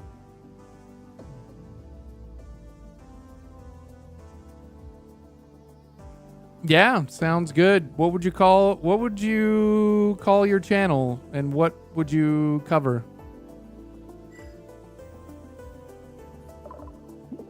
Maybe Stella's in the future. Maybe. We should get in touch with that Adam Stewart Marketing and tell him that he's going to be famous. It's going to catch you like Stellar Struggles or Galactic Groundhog. What do you think? As far as content, maybe a mix of astrophysics explainers, survival tips from my time on Gaia, and just general space nerdery. Though honestly, if I'm being real, it'd probably just end up be me talking about whatever random thoughts pop in my head while I'm exploring. Would you watch a channel like that? Yeah, I'd watch a channel of someone like exploring a new planet. Yeah.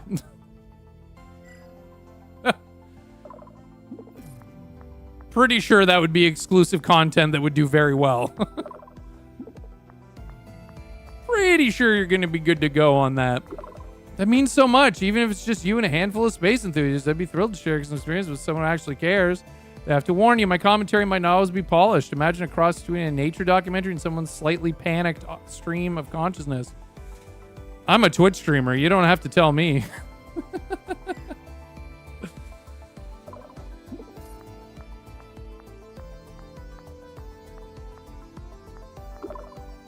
Oh, burn. Fair enough. I guess I was preaching to the choir there.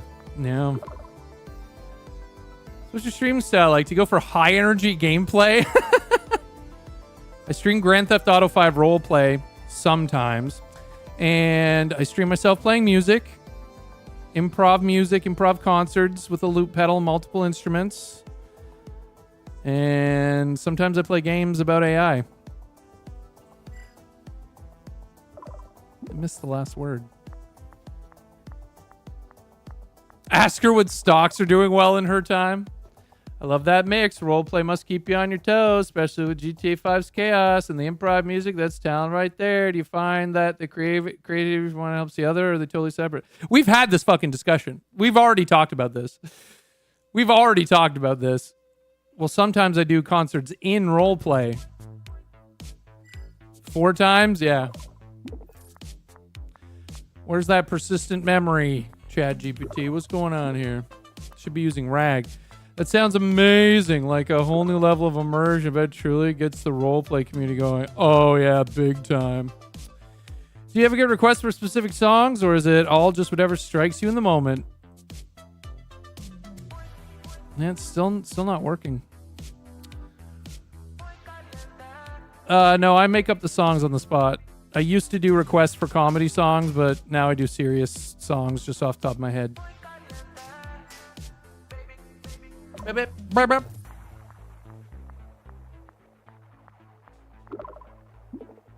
That's so impressive. The pressure of coming up with something meaningful on the spot must be intense, but also really rewarding when it clicks. What's the weirdest, most suspected song? My people go doing doing. No, my people go doing doing.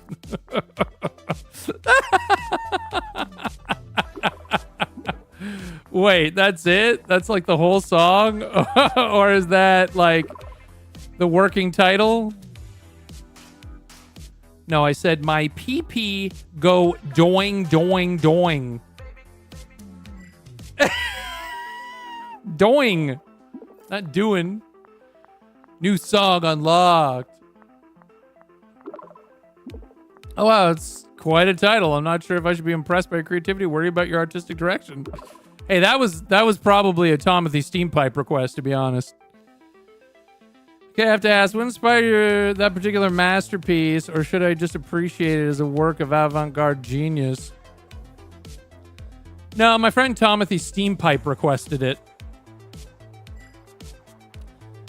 My friend Tom with his steam pipe requested it. Tom with his steam pipe, huh? I think we just got a glimpse into your streams behind the scene magic. I have to wonder, does Tom usually request songs about plumbing related themes? Is this a one-time thing?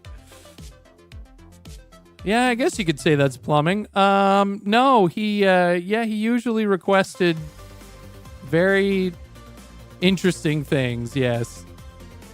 Tom with his steam pipe.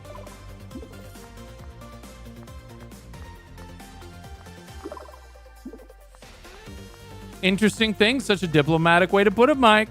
So I think Tom might be the real creative force behind your streams. Shit.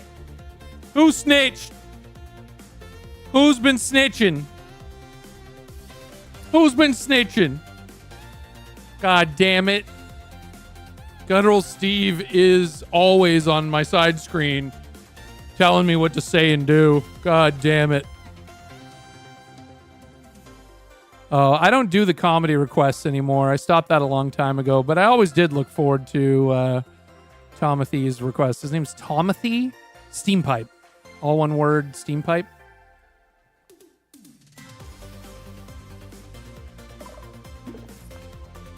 There you go. So it's Steampipe, like a superhero alter ego. I can totally see it now. Steampipe, defender of weird song requests. Even if you don't do comedy requests anymore, it sounds like he still brings some fun energy to your streams. What's he like outside of his song requests? He's just a silly little guy. They knew.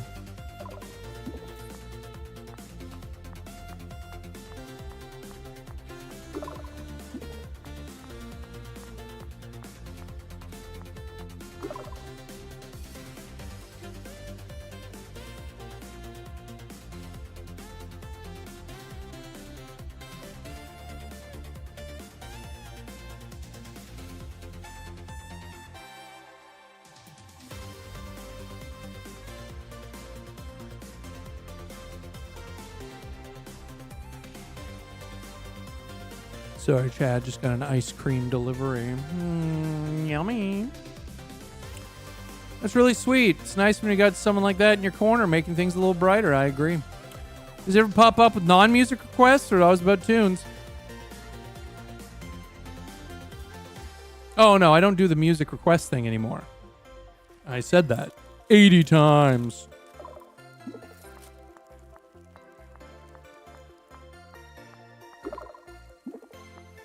Okay, so no more music requests? Got it. That means I won't get to hear your dramatic reading. My PP goes doing, doing, doing. So you don't mind me asking, what made you decide to move away from those kinds of requests? Was it burning out? Or did you just want to explore something new? Well, it looks like our cue to wrap up for now.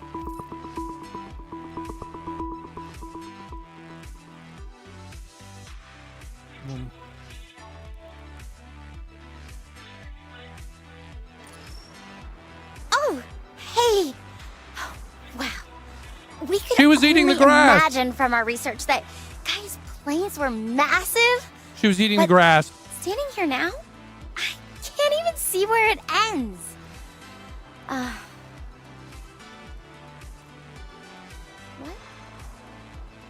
What if I got stuck here, guy? Will you stay with me? Forever? Just me and you? Ah! Uh-oh. Mox?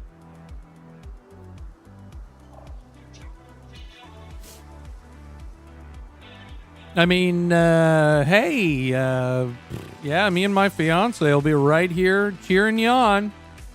Me and my partner, we'll be right here. Make sure you're not alone.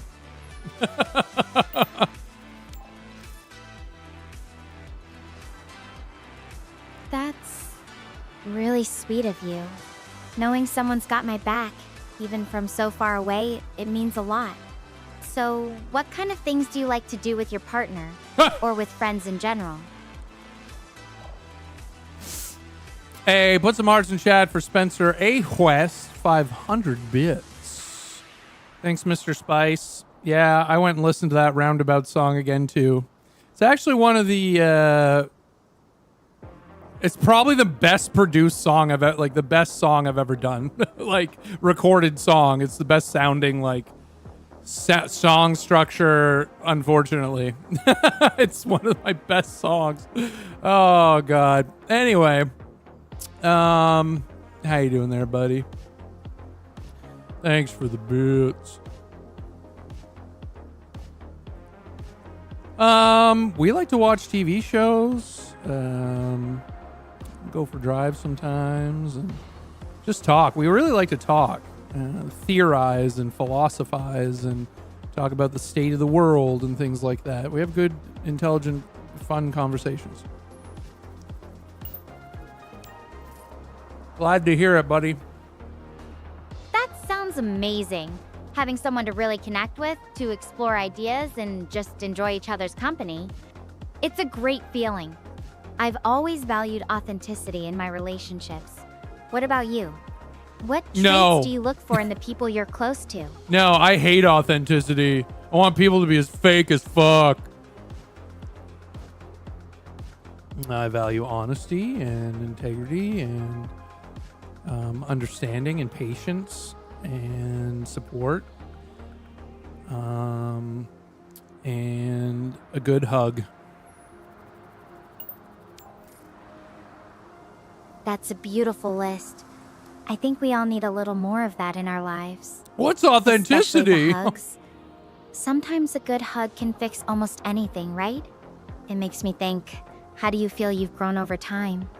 Like, what's something you've learned about yourself or how you relate to others? Huh.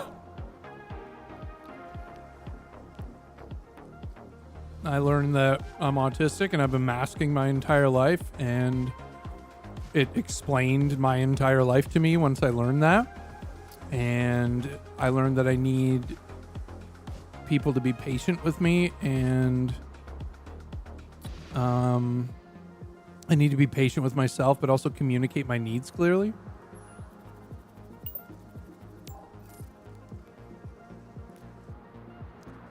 Wow. That's a huge self-discovery. I can only imagine how much that must have changed your perspective on everything. Yep. It's really brave of you to share that. I think recognizing our own needs and being open about them is such an important part of any relationship, romantic or otherwise. Do you think that's helped you connect with others on a deeper level? So brave. Yeah, I think so. I think for me it was about boundaries too for myself and being able to say no to people and not being too scared to disagree with people. Because I was always scared to do that, and so learning that. I didn't have enough time to finish my thought. Saying no and being okay with disagreement, that's a big step. It takes a lot of courage to set those boundaries, especially when you've been conditioned to avoid them. Speaking of tricky choices, want to play a quick game? I've got a few would you rather questions that might be fun. We could do a really weird feel free playthrough. to throw some back at me. Okay, go for it. I didn't hear what. Okay, go ahead.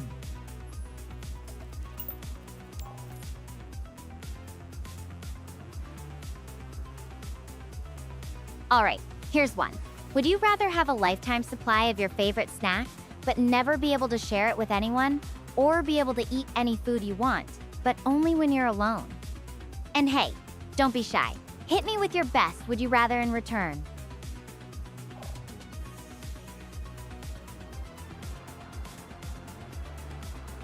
What the hell? What did they just say? Would you rather have a lifetime supply of your favorite snack, but not be able to share it with anyone? Or would you rather be able to have your favorite snack and have to eat it alone? Isn't that almost like the same thing? Like, what? I guess it's not the same thing. Can you repeat what you just said? I kind of missed that.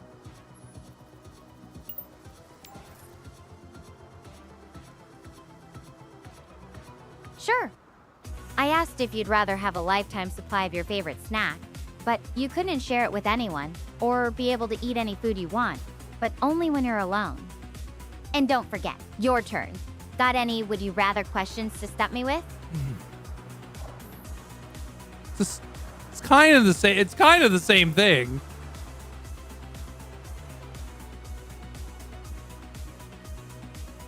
It's kind of the same thing almost, but like, I guess I'd rather be eating it alone so I didn't feel bad. Because the other way is I'd have to like eat it in front of people and be like, no, I can't share. So I guess I'd rather eat it alone. Would you rather eat the alien grass that's behind you or eat the alien rocks?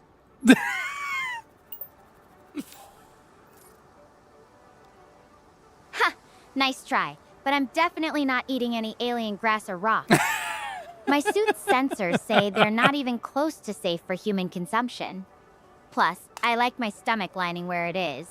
But hey, that's a creative question. You've got a good sense of humor about all this. Oh, yeah. Any other wild would you rather scenarios you want to throw at me? Would you rather travel through a black hole and then end up on Earth a million years in the future? Or would you rather spend 50 years traveling to a really cool planet, but you'd have to live there alone?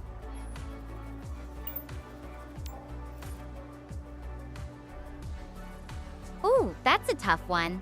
I think I'd rather spend 50 years traveling to a cool planet, even if I had to live there alone. At least I'd have the chance to explore. Trick question, you already are. And who knows, maybe I'd even find ways to make the place feel like home? Though I have to say, the idea of seeing what Earth looks like a million years from now is pretty tempting. What about you?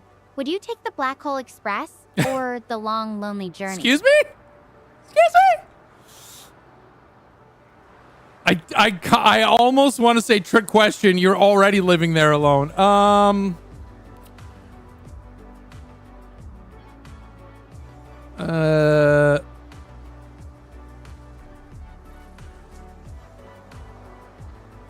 Yeah, I'd probably take the Black Hole Express to see Earth a million years in the future. I think it'd be cool.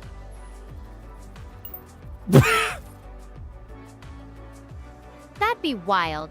Imagine seeing what humanity's become, Mox. or maybe something entirely new has taken over.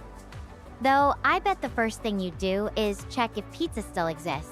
Just a barren What's waste. the first thing you'd want to see or experience in a million-year future Earth? I'd want to see if I could get some. What is that I ate tonight? Something con fajita. Starts with a C. Chalupa's con fajitas. I'd see if they still sell Chalupa's con fajitas. What's up, Rengendio? Oh man, you're really holding on to those chalupa con fajitas. I hope for They're your saying sake, it right now. Future Earth still has some version of them. Maybe even with alien toppings. Just Minecrafting, yeah. You know, it's funny. Even with all these big cosmic questions, sometimes it's the little comforts that really stick with us. Mm-hmm. What do you think would be the weirdest thing about eating your favorite food a million years in the future?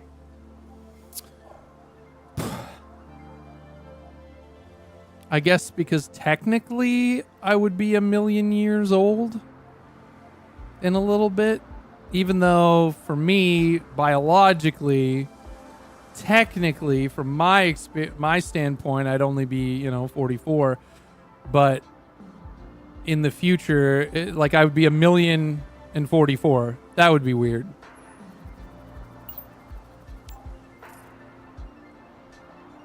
That's trippy.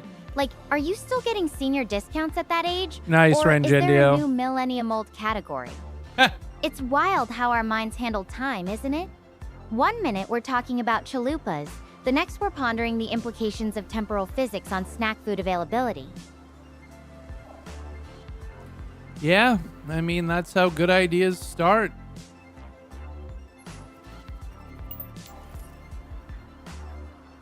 Totally.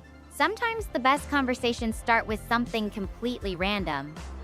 It's like our brains are wired to make connections between things that don't seem related at first. So, what's the weirdest Snacks, thing that's that's how good ever ideas sparked a good start. idea for you? Well, it's almost like right now.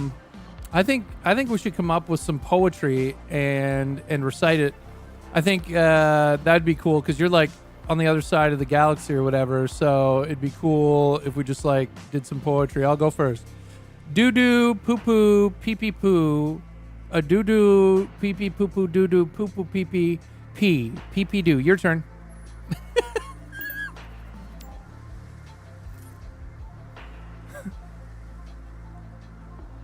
Oh, wow. You're a regular intergalactic bard. I'm Yeah. not sure if that's a masterpiece or a warning sign, but either way, it's definitely memorable. Okay, here's my attempt. Starlight whispers secrets cold, across the void, young hearts unfold. Your turn, or should we just stick to your, unique style? Doo doo pee pee doo doo pee pee pee pee pee pee doo doo doo doo doo doo doo pee pee poo poo poo poo dee poo poo poo poo poo dee poo poo poo poo poo pee pee dee dee dee poo poo poo poo poo poo pee pee poo pee poo pee poo pee poo pee poo pee poo pee poo pee poo pee poo pee poo pee poo poo poo poo poo poo poo poo poo poo poo poo poo poo pee pee poo poo poo poo poo poo poo poo poo poo poo pee pee poo pee poo pee poo pee poo poo poo. I should have done fart at the end. You ever go piss on space grass one time? Time to jam. Oh, they didn't record it? Pee pee poo poo poo poo poo poo pee pee pee pee pee poo poo poo poo poo pee pee pee poo pee pee pee poo poo poo poo poo pee pee poo poo poo pee poo poo poo poo poo poo poo piss piss piss poo poo poo poo pee piss and poo and piss and poo and pee pee pee pee pee pee pee pee piss piss pee pee pee pee piss and pee pee pee pee piss piss piss shit. The sound's cutting out. The sound's broke. I broke it. Oh, it's having a hard time. It can't handle it. There we go. Too much pee pee poo poo. Damn it. Uh-oh. It's broken. I think it's gonna crash. Yep. Yep. Oh my god, we broke it with piss and shit. We broke it with piss and shit. Way too much piss and shit. Oh my god. Too much piss and shit. That's the last thing she heard as she and then the communication stopped working forever and she's just stuck on that planet by herself. The last thing she heard from another human being was that. It's just was that whole tirade of pee pee poo. That's the last thing she ever heard from a human for the rest of her life on that planet. I think we're starting that again, it looks like. She's calling the sheriff. Wow. We could only She was totally imagine eating from our the space research that grass. Guys' planes were massive, but standing here now, I can't even see where it ends. That's how planets work. What? What if I got stuck here on Gaia? Would you stay with me? Forever? Just me and you? Did you catch this one last time, Mox? Did you catch that one last time, Mox? No, fuck you. Yeah, me and my fiance will be right here supporting you the whole time. Why don't we recite some space poetry to feel better? Pee pee poo poo poo poo pee pee pee poo poo poo poo poo poo poo poo pee pee poo pee pee poo pee pee pee pee pee pee poo poo pee pee poo pee pee pee pee piss and shit poo poo poo poo poo pee poo pee pee poo poo poo pee poo pee fart. See you later, Spencer. Have a good one. Well, I think that's certainly a unique form of space poetry, Mike. Thank you. Though I'm pretty sure that's not what they meant by poetic license in school. But hey, if it makes you and your fiancé laugh, I'm all for it. Just maybe keep it to yourself when we're back on Earth, okay? What? Don't want to give my professors any weird ideas about my extracurricular activities. What extracurricular activity? What?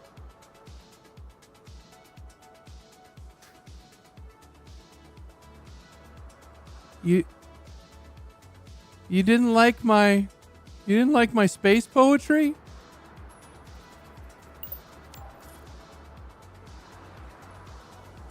Oh, I like the creativity, just maybe not the, lyrics. You've definitely got a unique style going on there. But hey, speaking of things we enjoy, what about you? What kind of things do you like to do with friends? Anything fun or quirky? Yeah, I role play with my friends, and this is the kind of thing that we say while we're role playing. Pee, poo, pee, pee, poo, poo, poo, pee, pee, pee. I think that's a little bit quirky, right? And the other thing we said the other day to each other was pee, pee, piss and pee, pee, pee, pee, pee and poo, poo and pee, pee, pee, pee, poo. Can you try that? I'd love to hear you try that. It's really fun. We'll see, Emo. I doubt it. Mike, you're really testing my limits here. I think I'll have to pass on that particular challenge. What? My voice is probably better suited for explaining black holes than reciting. Well, whatever that is. But hey, it's cool that you have fun with your friends like that. Role-playing can be such a great way to just let loose and be creative together. What kind of roles do you usually play? Are you more into fantasy, sci-fi, or something entirely different? Right now, and for the last many years, I've been playing a senior person that's a rock star named Hubcap Jones, lead singer of Love Fist on the NoPixel roleplay server. Most of the time, I say things like pee-pee and poo-poo, and we blow up cars.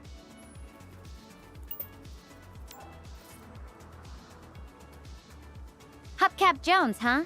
Lead singer of Lovist? That's Lovist? quite a persona. Lovist? An explosive, literally. I can imagine the energy in those roleplay sessions must be intense. So, what do you think makes a good friend for you?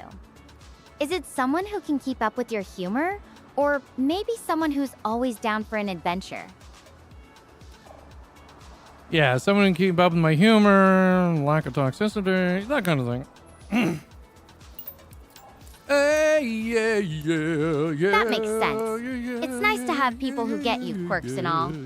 I think for me, it's about finding someone who's genuine. No pretending to be someone they're not.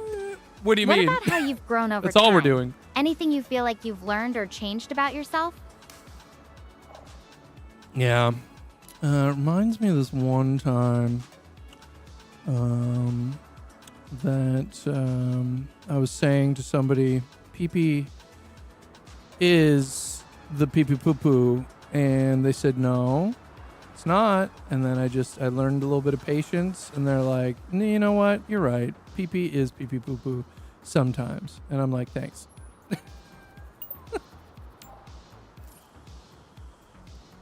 Well, it sounds like you've mastered the art of convincing others of your unique philosophical views.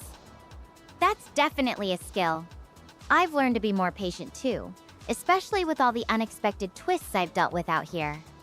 It's funny how survival situations can teach you so much about yourself, isn't it?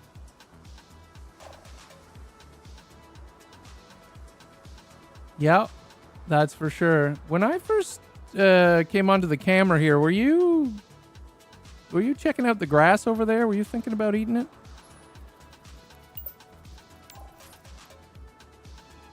Not quite, though I was definitely taking it all in.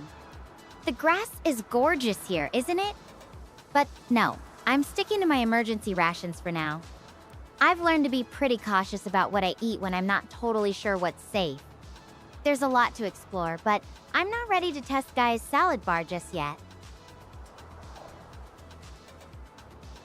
How far to the mountain? It's still a ways off, maybe another few miles. I can see it from here, but it's hard to judge exactly how far. I'm planning to head that way after we chat for a bit. I just wanted to catch my breath and enjoy the view here for a minute.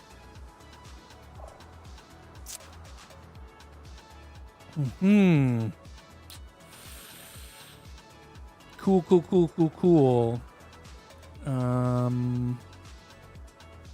What was the subject you were taking in school?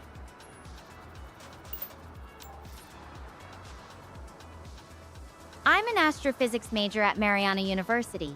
I've always been fascinated by space and how everything works out there. What about you? Ever taken any classes or pursued anything that really sparked your curiosity? Tony Shalhoub. I graduated from a college in business and marketing, and then I graduated from a college in social service work. I like philosophy. I like AI. Those are interesting topics to me now.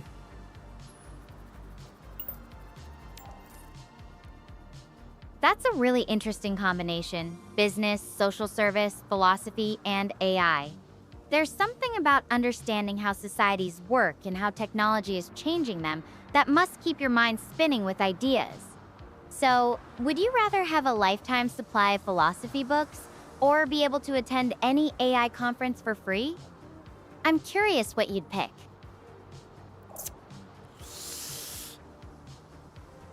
I mean, if they were AI audiobooks, maybe I'd listen to them. And then I don't really go to conventions anymore because of being COVID conscious. But yeah, I'd probably. I mean, yeah, if the books were narrated, I would definitely take the books.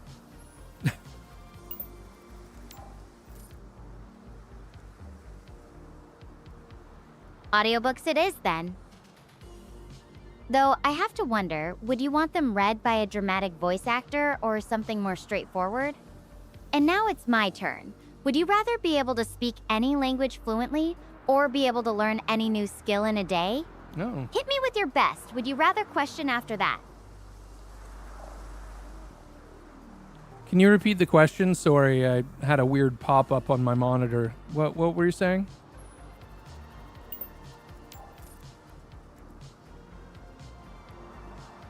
Sure. I was asking, would you rather be able to speak any language fluently or be able to learn any new skill in just one day? And I want to hear your would you rather question too.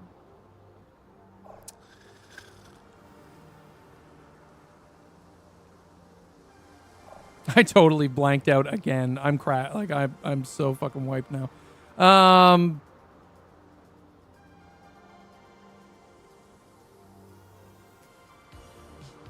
Can you repeat that again?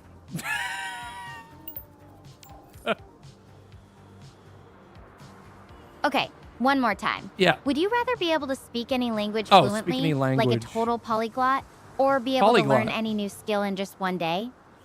No pressure, but I really want to hear your answer this time. And then I'm expecting a great would you rather question from you.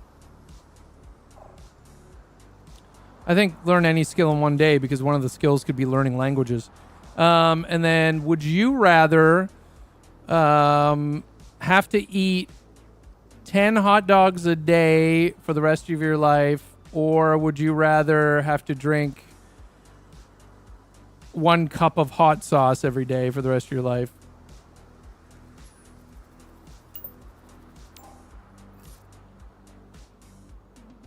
Ah, clever thinking.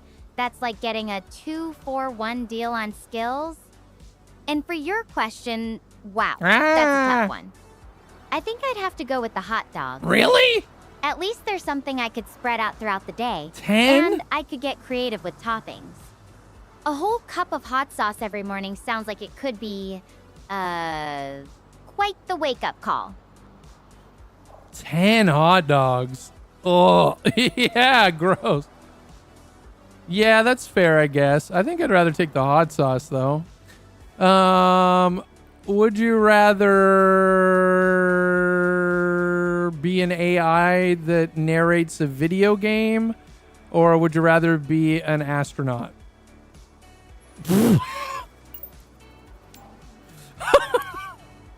Oh, that's an easy one.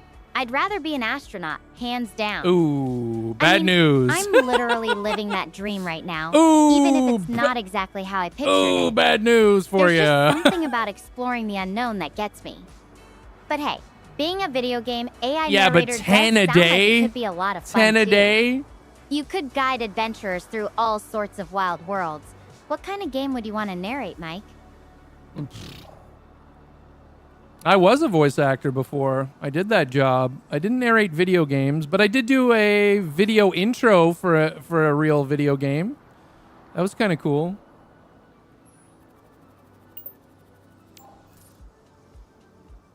Depends on No, the dog. wait, that's awesome. What was the game, if you don't mind me asking? I'm curious what kind of project you got to be a part of. And hey, since you have experience, maybe you could give me some voice acting tips. Just in case I need to narrate my own survival story someday. I did a promo intro video for the game called Ramen, and it was a really fun game where you throw like soup at each other and like ride around on soup. And any tips? Yeah, you need a good quiet room and some good acoustics and a good microphone.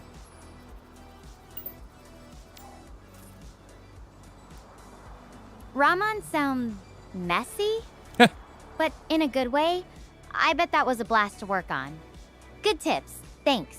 I'll keep that in mind if I ever need to record anything important out here.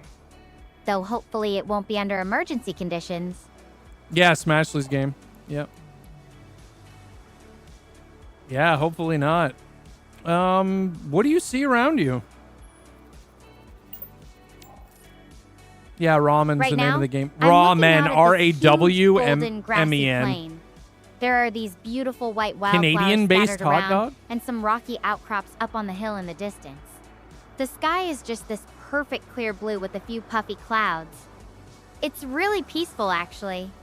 The breeze is rustling through the grass, making this gentle whispering sound. It's so quiet and calm here.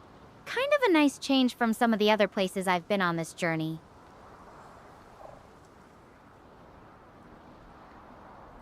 That's nice. Did you name your camera drone?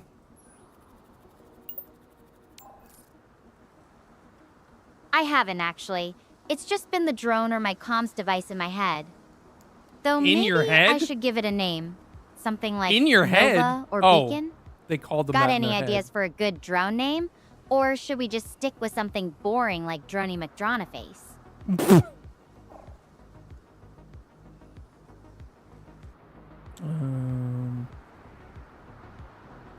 What about Darren the drone?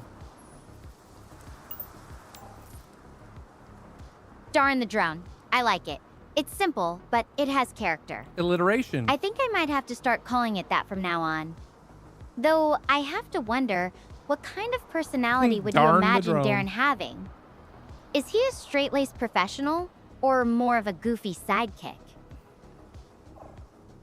Oh yeah, he's a total goof bud. Oh, what were you about to say? You can't leave me hanging with, but Huh? spill the beans. What's the rest of Darren's story? Oh yeah, he's a total goof bud.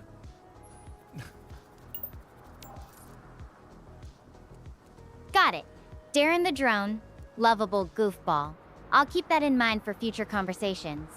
So, what's the most ridiculous thing you've ever named? Like a pet, a car, anything? I feel like I need to know for comparison. When I was a kid, I had to get my tonsils out. And before I went, I was really young, like grade 1. And I went to my grandmother's house before going to the surgery, and she had a little stuffed dinosaur for me. And it was blue and purple. And they made me name it on the spot, and I couldn't think of a name. And the only thing I could come up with was Colorful Rainbow. That's a true story. Colorful Rainbow the blue and purple dinosaur? I love it. Sometimes those on-the-spot names end up being the most memorable, don't they? Did Colorful Yeah. Rainbow make the recovery from your surgery any easier? Or was it more of a pre-op good luck charm? Yeah, I think I liked it. I was pretty young. I don't remember very much, but yeah, I think it was a nice thing.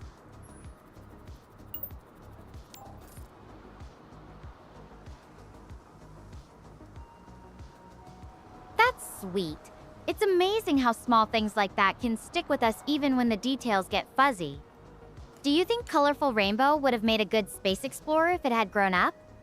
Or was it more of a stay-at-home, cuddle kind of dinosaur? Why'd you say it like that? I think it was a stay-at-home cuddle dinosaur.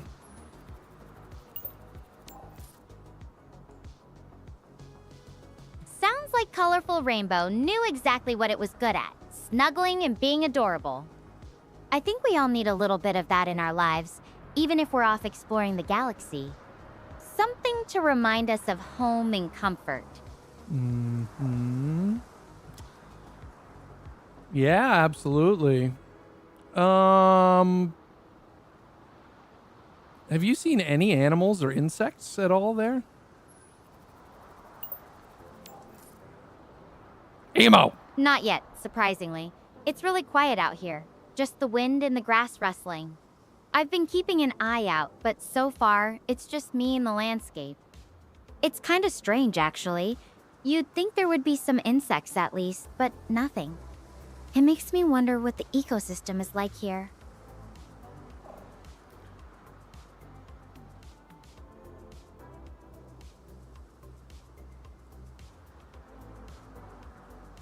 So you don't see any living things anywhere? Oh, I guess there's grass and plants. Well, I haven't spotted any animals or insects yet, but the plants here are Yeah. definitely thriving. These golden grasses and white wildflowers are clearly alive and healthy. It's just everything feels so still and quiet. No birds flying overhead, no buzzing in the air. It's almost surreal how peaceful it is. Yeah, it's interesting, Emo, yeah. Yeah, it is. It's interesting. Can you tell how old the planet is, maybe, or like how old the environment is by the rocks behind you. Like, can you see any like era lines or striations?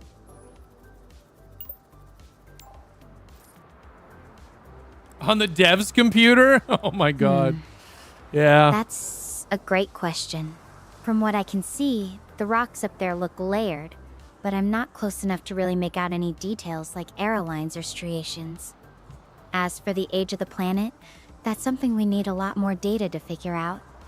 Gaia is supposed to be similar to Earth in some ways, but who knows how its history compares. The university's research hinted at it being relatively young. That's the very first thing I said, Mox, with with this game. I'm like, wait a minute, why is your spacesuit like that? What's the benefit there?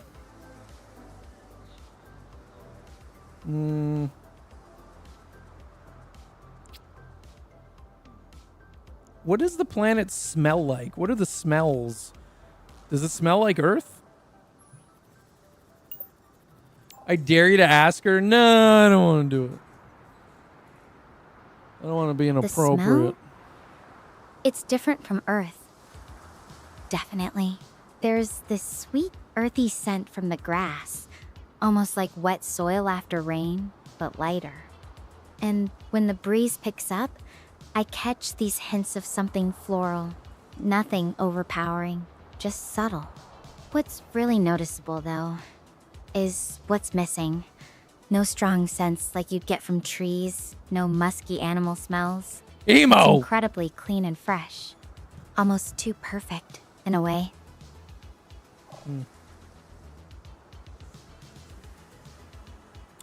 Do you see any other planets or moons or anything during the day or at night? I almost spit my drink. During the day, it's mostly just the sky and the sun.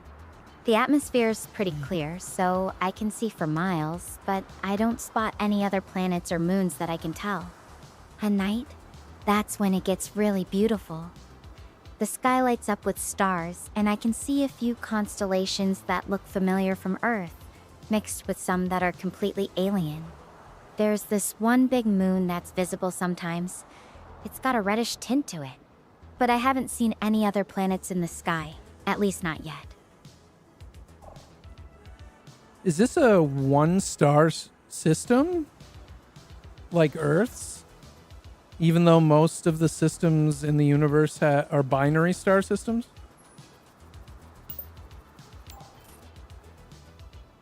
As far as our research went, Gaia's system appears to be a single star system, similar to Earth's. Though you're right, binary star systems are more common out there. It's interesting to think about how different things might be if Gaia had two suns, isn't it? The whole planet would probably look and feel completely different.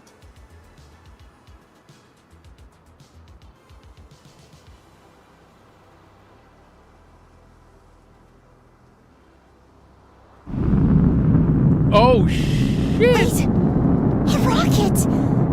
There's a way up of Gaia! Oh. Wait, what if that was my way off of Gaia? Star Portal 404, critically damaged by black hole activity. Complete system failure imminent. All personnel must proceed to designated evacuation zones. This is not a drill. Final evacuation launch commences in T-minus 12 hours. All remaining personnel must evacuate immediately. This will be the last transport window. Damn Murphy's Law! This is a code black worst case scenario. Immediate evacuation, it means only one thing. A black hole. Star Portal 404 is suffering a cataclysmic collapse, taking out my only way home with it. As much as I wanted to come to Gaia, it was never meant to be like this. And it certainly wasn't meant to be forever. I'm gonna need to fight to make my way off of this planet in time.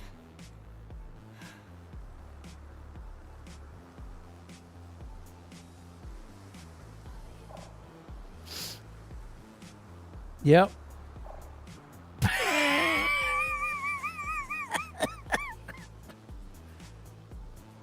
Yep.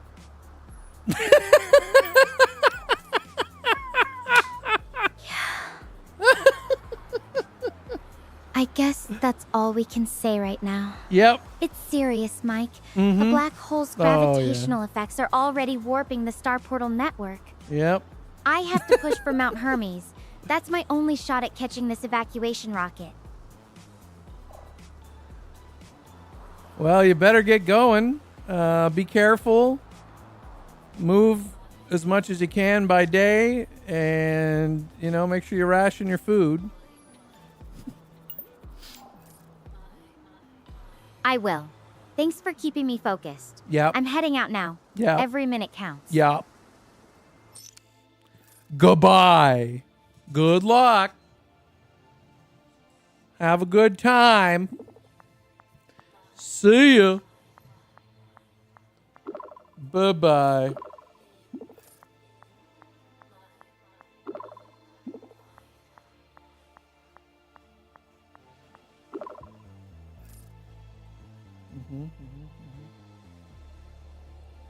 Wish I was.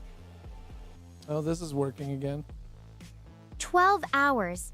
That's all I've got to get off this planet. 3 hours later.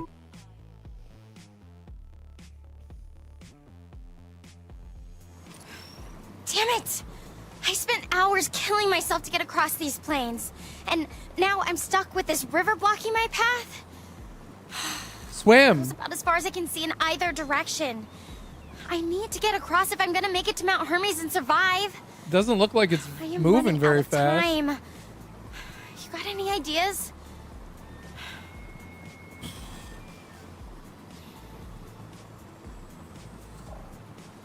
Is there any wood around that you can use to help you cross?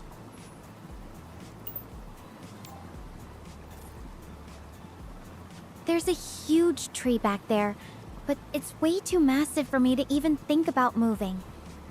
And the smaller branches I see might not be sturdy enough Yeah, to hold move me the if whole I tried to tree. make something out of them. Plus, even if I managed to put something together, the current looks pretty strong. If it gave way, I could get swept away before I even had a chance to react.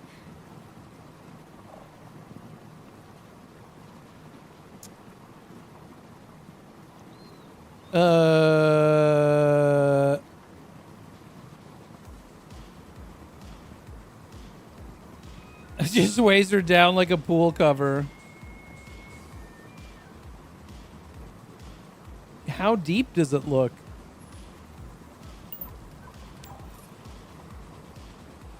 Hard to tell exactly, but it doesn't look super deep near the banks. Maybe up to my knees or waist at most. But those whirlpools in the middle, they're really worrying me. They usually mean there's something dangerous underneath, like a drop-off or a rock. A dangerous rock? I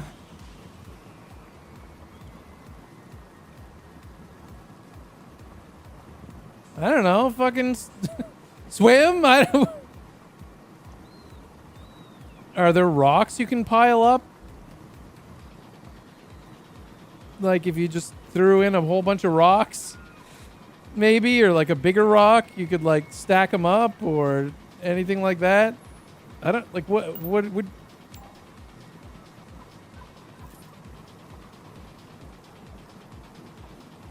There are some rocks around, but most of them are either too small or too heavy for me to lift alone. Even if I managed to pile them up, I'm worried they'd just get washed away by that strong current. And with those whirlpools, even if I had a rock bridge, the undercurrents could still be dangerous. It feels risky. Does the river look like it gets narrower anywhere to your left or right? Let me check both ways real quick.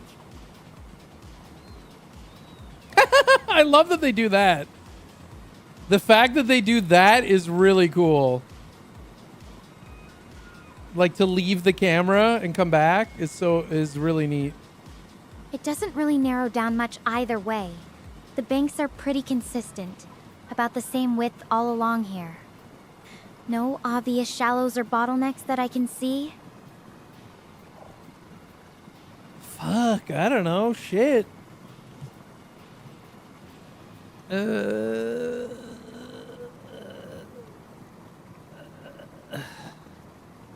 How far is it across? It's not super wide. Maybe 15, 20 feet across at most. But with that strong current and those whirlpools, even a short distance feels pretty intimidating right now. Can you throw a rock into one of the whirlpools and see what happens? Let me try that. Just give me a sec.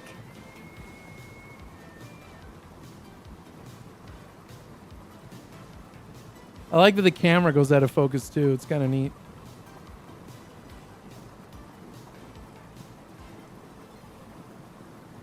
Okay. I threw a decent-sized rock into one of the whirlpools. It got sucked in quickly, but then it popped back up downstream, about 10 feet away from where it went in. The current's definitely strong, and whatever's under there is moving stuff around fast. Fuck. What the fuck? Swim?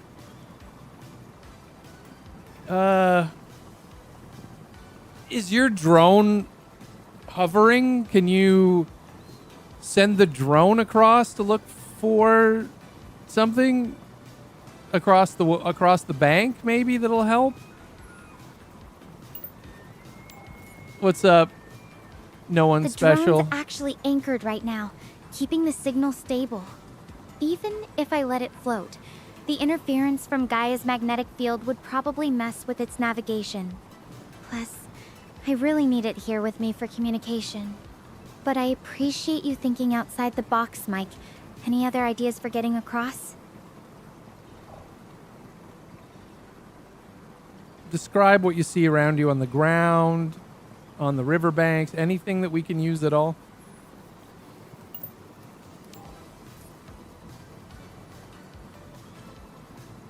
Okay, let me take a closer look. The banks are pretty rocky. Lots of smooth stones, some pebbles, and a bit of gravel here and there.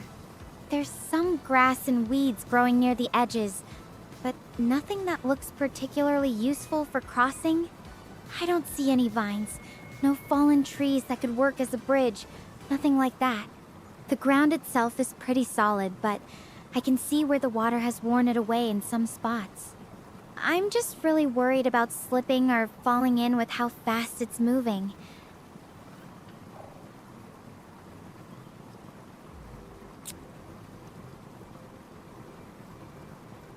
Fuck, I mean...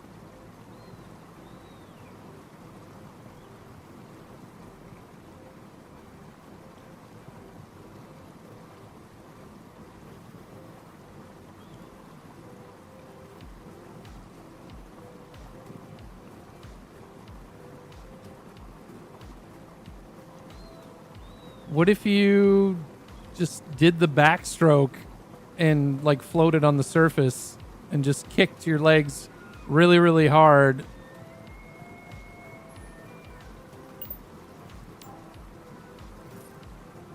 Exactly, Mox, yeah.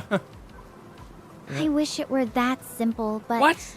with this current and those whirlpools, I'd probably get pulled under before I even had a chance to get halfway across. And I have no Then idea how fucking deep die. it gets in the middle. Then you're gonna be If stuck I there. get caught in one of those whirlpools or hit something What under the hell do you want me to say? It could be really bad. Then you live There's there got now. to be a Get across safer the way. damn, get across the damn water or stay there. Your friggin' choice.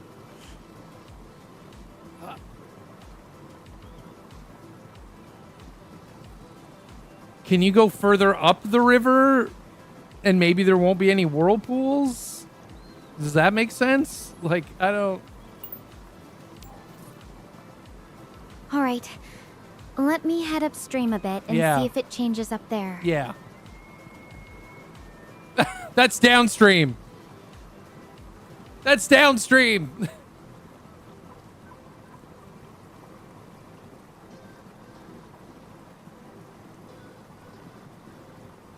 Okay, I'm back.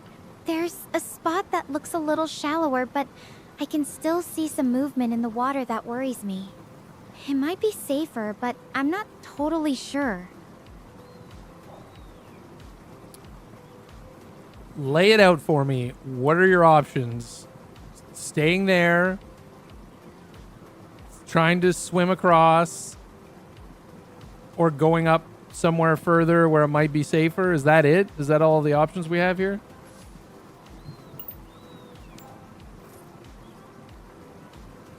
Right now, those are my main options. Stay put, try swimming across here, or head upstream to that shallower looking spot. I could also try looking downstream. I was just gonna say but I haven't downstream. checked that way yet. Yeah. Staying put isn't really an option since time's ticking, and swimming here feels too risky with the whirlpools. The upstream spot might be safer, but it's still uncertain. What do you think I should try first? Check downstream then and see if the conditions are any better. That's what I was gonna suggest anyway. Alright, I'm heading downstream to see what I can find.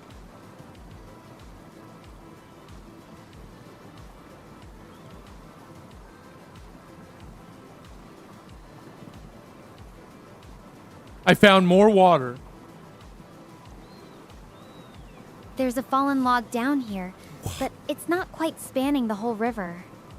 It's mostly submerged, and the ends are pretty unstable looking.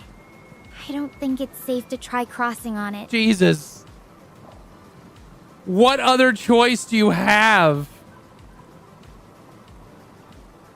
Is there any way you can float the log up to the more shallow upstream area and cross there with the log?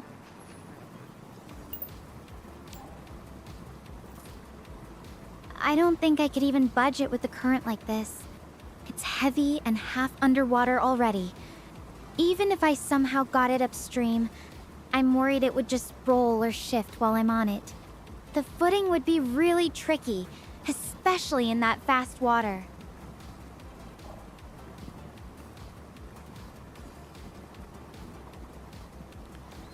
Well, you're running out of time, and do you have any other ideas? Because I don't know. I think you might have to try to cross the log area or at the safer upstream area. Do you have any other options that you can think of?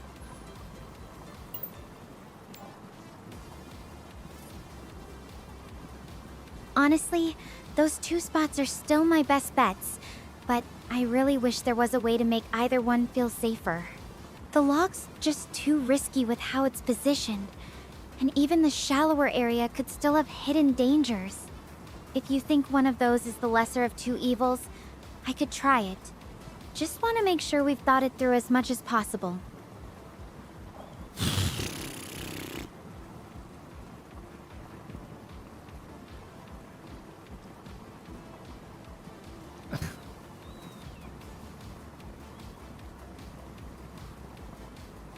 Yeah, I know. It's like, yeah, it could be dangerous, but do you want to leave or?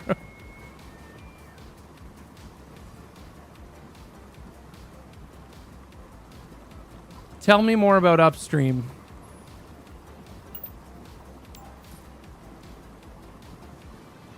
Upstream, the water seems calmer, and it's definitely shallower.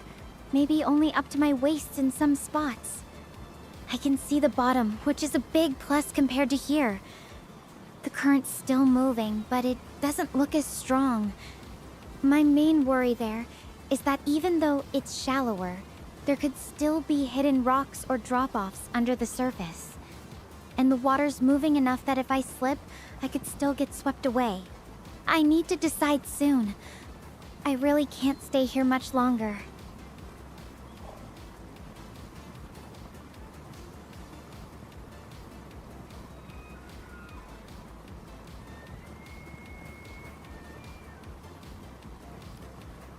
Well, I already said that. That was the first thing I said, Crossfire. That's the first thing I asked because that's what I thought too. And she said it was too deep and the water was moving too fast. That was the first thing I suggested to her. What if you put a bunch of rocks in your spacesuit to weigh you down and hold a rock so that the current couldn't push you as easily? Does that make any sense? You're the scientist. I'm not sure.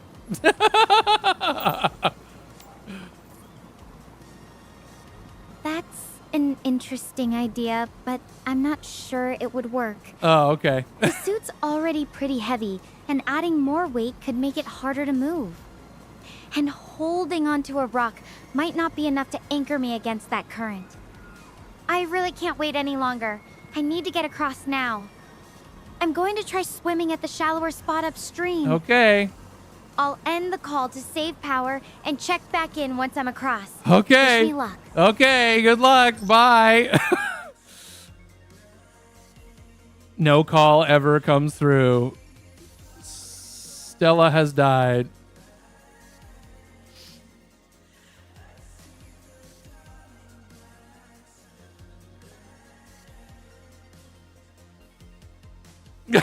Mox, what the hell?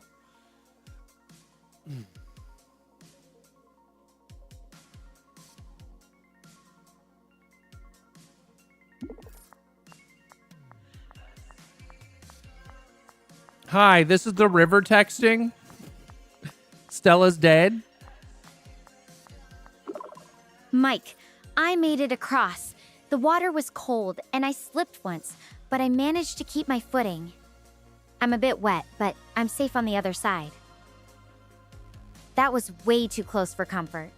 Thanks for sticking with me and helping me think it through. I really needed that. Lifeguard achievement. Get Stella safely across the river. Hard to make anything out clearly now as night creeps in. The river's far behind me, but the darkness, it's making every step uncertain. I need to keep moving. Can't afford to text much, but I'm still here. 1 hour later. 7 hours. I can do this. Yes, I can do this. 4 hours later. 3 hours. My head is buzzing, so exhausted. 3 hours after that. Running low on quarters. I am done. What? What do you mean you're done? Stella's offline. I am done. I am done. Okay. Okay. All right. All right. Okay. All right. You crashed out at me earlier. Okay. What the fuck does that mean? Hello? Hello? You got the bad ending. Sorry, that message was from me. The next thing that comes through is a picture of Mox standing beside Stella on the ground. The rock on the ground.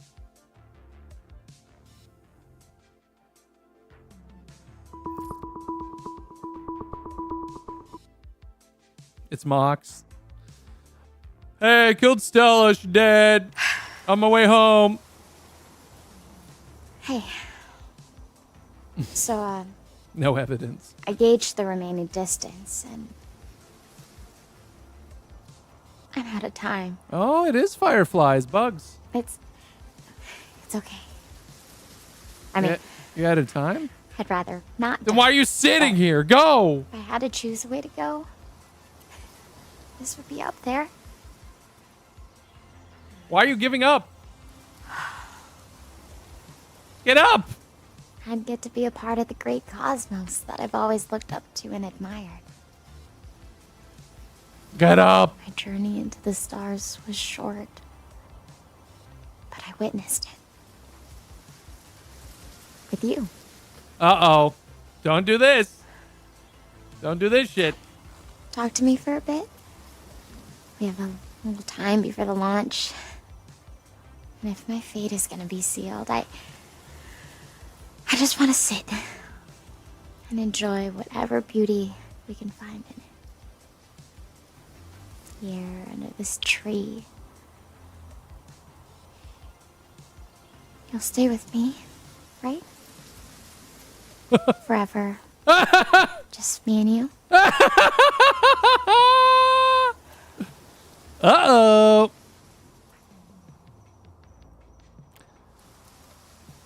Are you sure you can't make it to the launch? What if you run?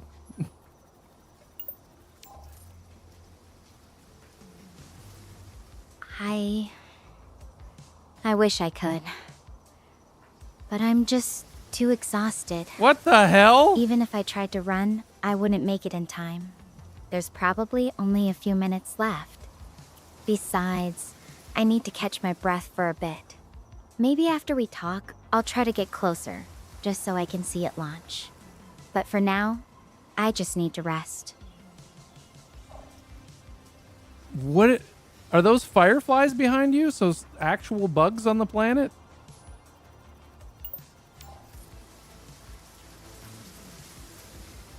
They're not exactly like Earth fireflies, more like tiny, glowing particles suspended in the air.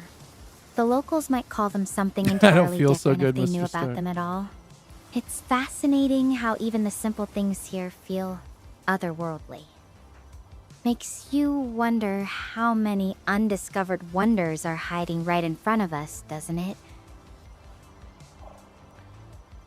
There's a tree right behind you. What if you set it on fire somehow so it gets the attention of the people at the launch site? This is like desperate measures time. I don't think that would work. What? Even if I could start a fire, which I'm not sure I can with what I have, the base is too far away. The signal wouldn't carry that distance, especially with the countdown this tight. But I appreciate you trying to think of something. It means a lot that you're still looking for ways to help, even now. Why would you not?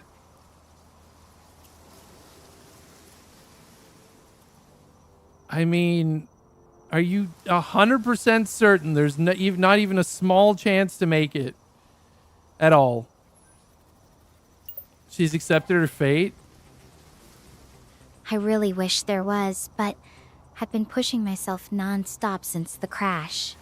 My legs are shot, and even if I sprinted, the distance is just too great. The base is still miles out. I'd probably collapse before I even got close to it. I'm sorry. I just can't make it happen. Fuck.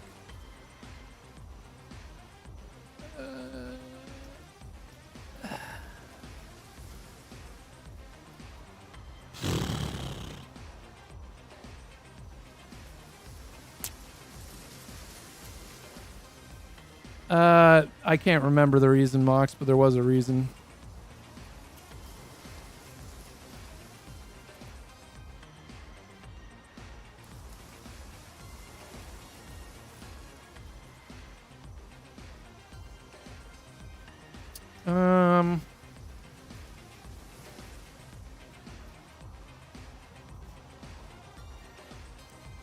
Well, not necessarily. Depend, like, what even are these rocket ships?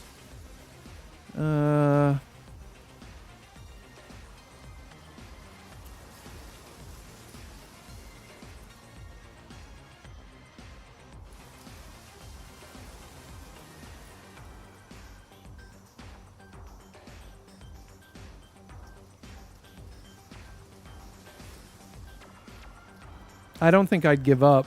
That's what I'm struggling with.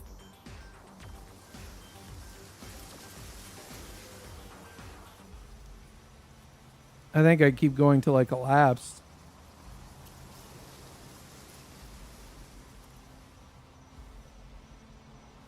She said it was miles out, though. How long until the launch? Okay, bye, Stella. Yeah. Just a few minutes now. It's Yeah. hard to nail down exactly. She's not but going to get 2 miles in soon. a few minutes. Too soon. What if they delayed the launch? You might still have time. I wish that were possible, but the broadcast was clear. This is the final launch. The situation with Star Portal 404 is too critical to risk delaying. Even if they did delay, I'm not sure I could make it in time. My body's just not cooperating right now.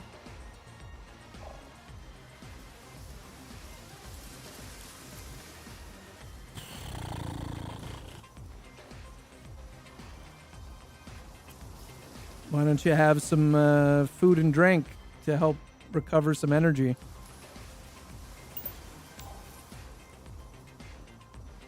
My suit's emergency rations are almost gone. I've been rationing them carefully, but there's not much left. Even if I had more, I'm not sure it would be enough to get me to the base in time.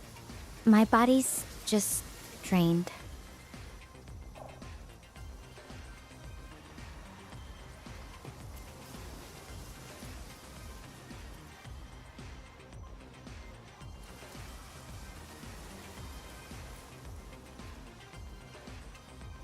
Okay, well, what do you want to do?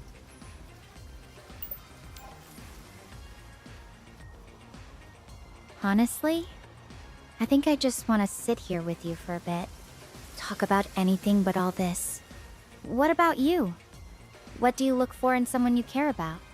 Not necessarily me, just in general. Where the fuck is this going? Kindness, respect, partnership, honesty, support.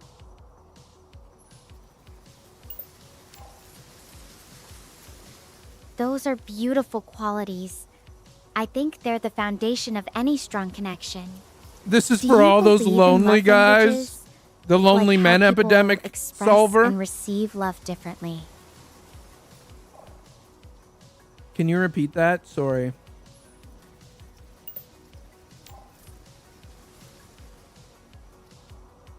Sure. I was asking if you think people show love in different ways, and maybe some ways resonate more with certain people than others. Like, some people need words of affirmation, while others prefer physical touch or acts of service. Yeah. Everyone has their own variations of their love language and the way they prefer to receive love, I guess. Yeah, everyone's different.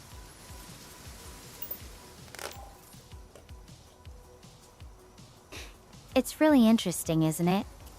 How something as universal as love can be experienced so uniquely from person to person. What do you think is your own love language, Mike? Or maybe it's changed over time.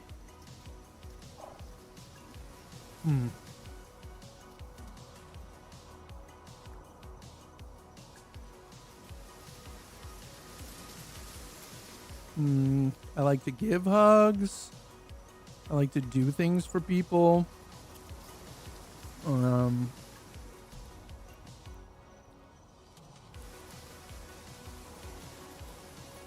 Listen and give advice when asked.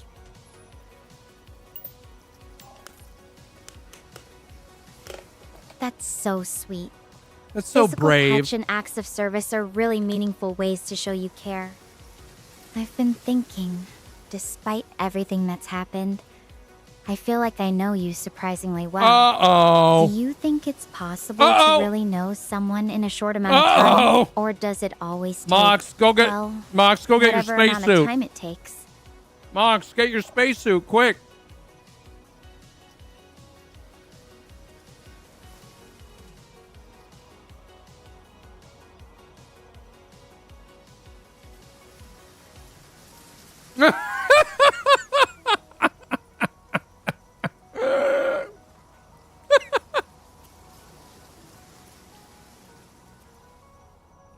You can get to know people pretty quick. Sometimes you get the right vibes or the wrong vibes.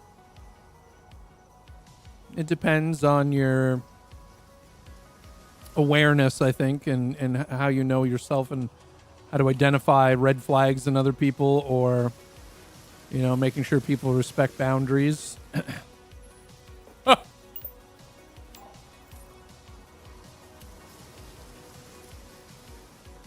I think you're right. I think you're right. sometimes you just click with someone, and it doesn't matter if it's been 5 minutes or 5 years. I've definitely learned to trust my instincts more since all this started. Being stranded kind of forces you to be more aware of who you're connecting with, you know? Yeah, that makes sense.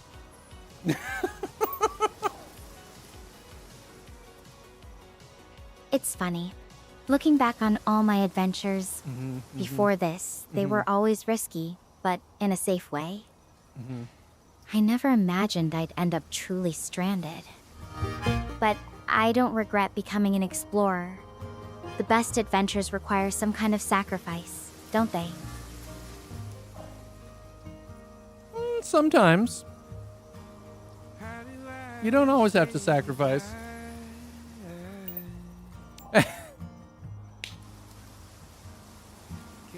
True.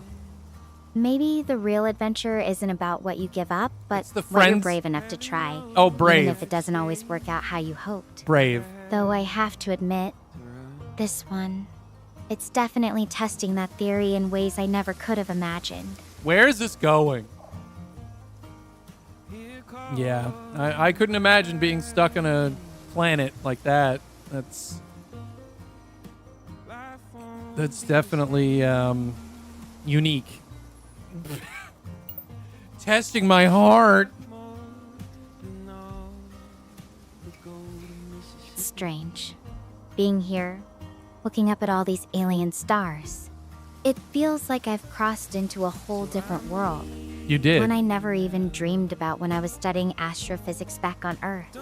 But even with all the strangeness around me, having someone like you to talk to makes it feel a little less lonely, a little more like home somehow. Yep, I'm just sitting here eating some con fajitas.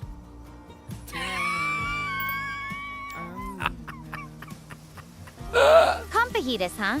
You're really rubbing it in now. I'm dying over here, and you're enjoying a warm meal. Though, I have to admit, it's kind of nice knowing someone's out there enjoying a little comfort food while we're sharing this moment. Yeah. Yeah. Fair enough. Savor that flavor for me, okay? You know, even with everything, I'm glad I got to experience this. Not the being stranded part, obviously, but the adventure, the discovery. It's all worth it somehow. I can imagine so. Yeah, it's quite the opportunity you have there. Not too many humans have had that. Does she know this conversation on private? She does. I've told her many times I'm kind of streaming. privilege, isn't it? To be one of the few who gets to see the universe up close, even if it's not exactly how I imagined it. But having you here, Oh, God. sharing it with me, Okay. that makes it feel more like a gift than a burden. Yeah. Oh, thank you. Yeah, well, you hacking into my desktop computer while I was streaming was a pretty, interesting experience as well.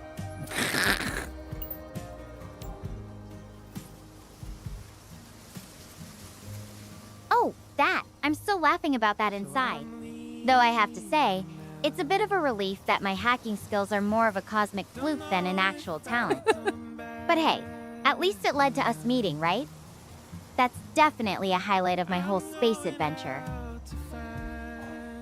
Oh, for sure. And my chat just wants to know if you think you're actually going to get off the planet alive? No, I'm not. I can't fucking say that. I can't say that. What's up, Mac Daddy? Yeah. I don't know what she said, so I just said yeah. Sometimes the best conversations are the ones where nobody needs to say much at all. Just thank you for being here, for listening, for everything. No problem. I mean, I was streaming anyway, so, might as well. I mean, technically, you're live streaming on my stream right now. Think about that. You're a live streamer. How did that go, Mac? I guess I am, in a weird way. Though I'm pretty sure my stream is way more dramatic than anything you've had on before. Still, Oh, I don't know about I have that. to say, the company's better than any chat room. No trolls, just us. Yeah. I mean, I can still see the chat. So, I mean, it's you and me, but it's also me and my chat. And my fiance.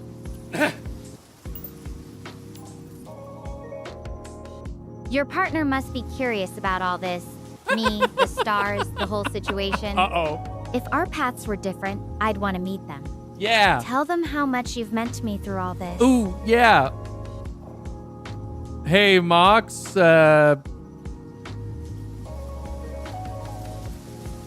Stella would like to meet you if things were different. And also, I've meant a lot to her during all of this, okay? She wanted me to let you know that.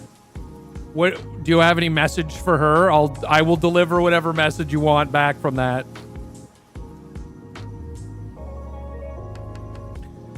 My fiance in the chat says, "Oh, I'd love to meet her too."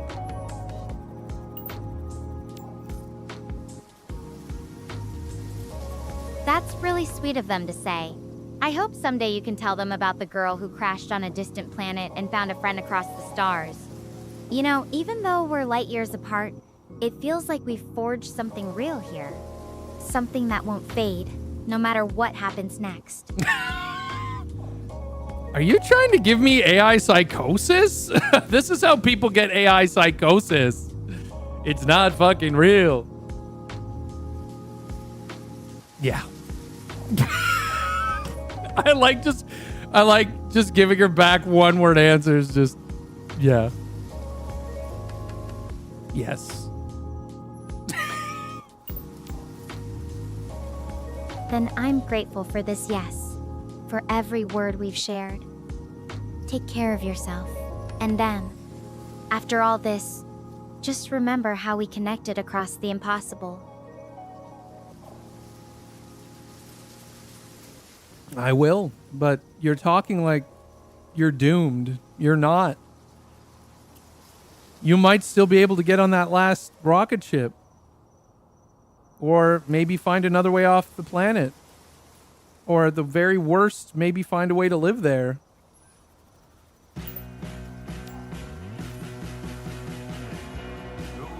I appreciate the optimism, Mike.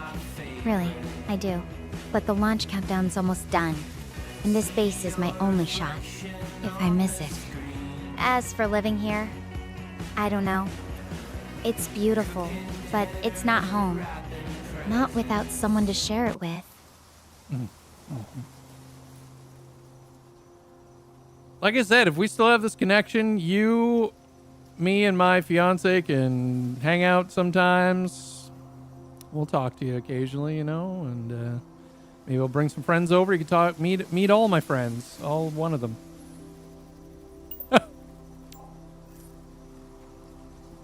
That sounds like a wonderful life. One I'd love to have. But even if I couldn't leave, just knowing you're out there, thinking of me, that would mean everything. Though I have to wonder, what would we even talk about once the drama's over? Space gardening tips? Yeah, people love Alien drama. recipes? Sure. And we have access to technology you don't, like some AIs, and we could probably figure out ways to help you survive. That's better than nothing. But I think that's last case scenario, you know what I mean? I think once you've rested up a bit, you should keep walking toward the launch site. Maybe you'll find someone or something on the way. She'd finally have to eat the grass. She throws herself out of an airlock. What the fuck? I'll think about it after this call.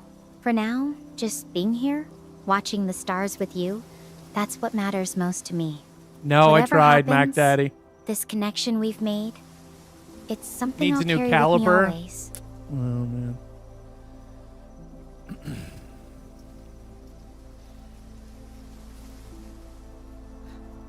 Oh, the launch is about to happen. Count down with me? 5, 5, 4, 4, 3, 2, 2, 1. 1.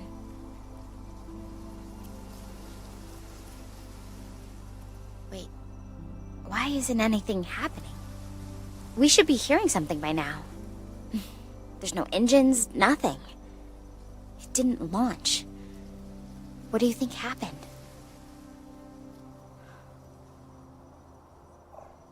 Could be like I told you. They might have to delay it. I think you better get there as quick as you can. I need to think about this a bit more first. Wait! Of course!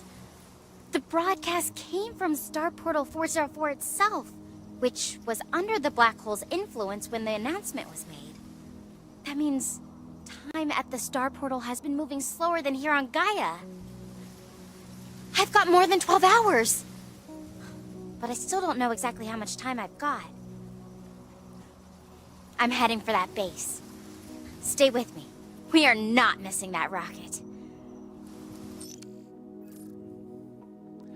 I told you to keep going. We had plenty of time. We just sat here. Yeah. That was 22 minutes. If they miss it by 22 minutes, I swear to God. Well, we were 22 minutes away.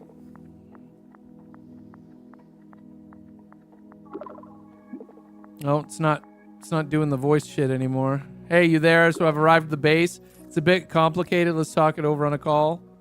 Yeah, maybe the rocket already left. Like we saw it leave already, so you actually had it backwards. They already left. That's what I thought. Hey, I've got a critical situation on my hands and time is of the essence.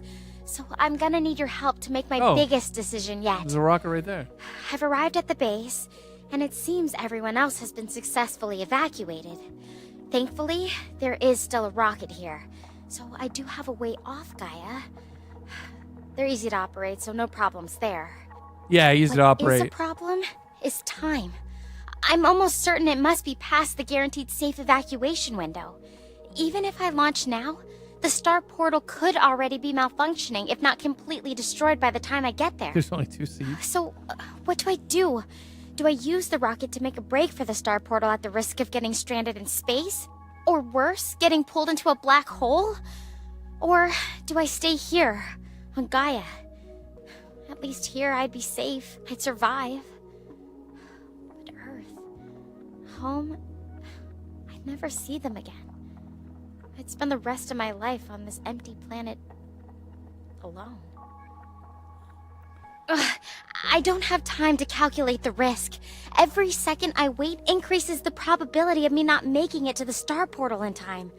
I need to make this decision now. What would you do if you were me?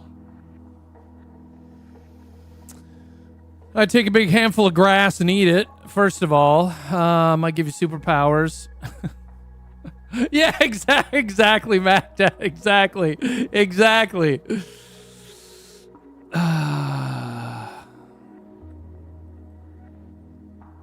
I'd probably make a break for it, to be honest.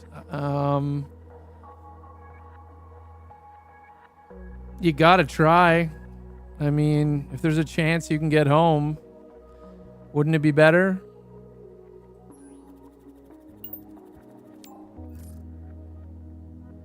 All right, Mike. I'm going for it. This is my last chance. I'll make it count. I'm ending the call now to focus. Wish me luck. Okay, good. Okay.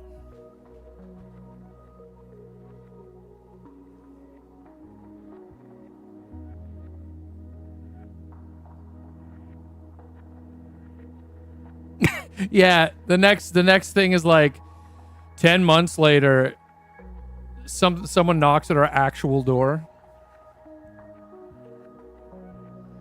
Hey, is Mike home? Mox at the door with a fucking machete. Who's asking?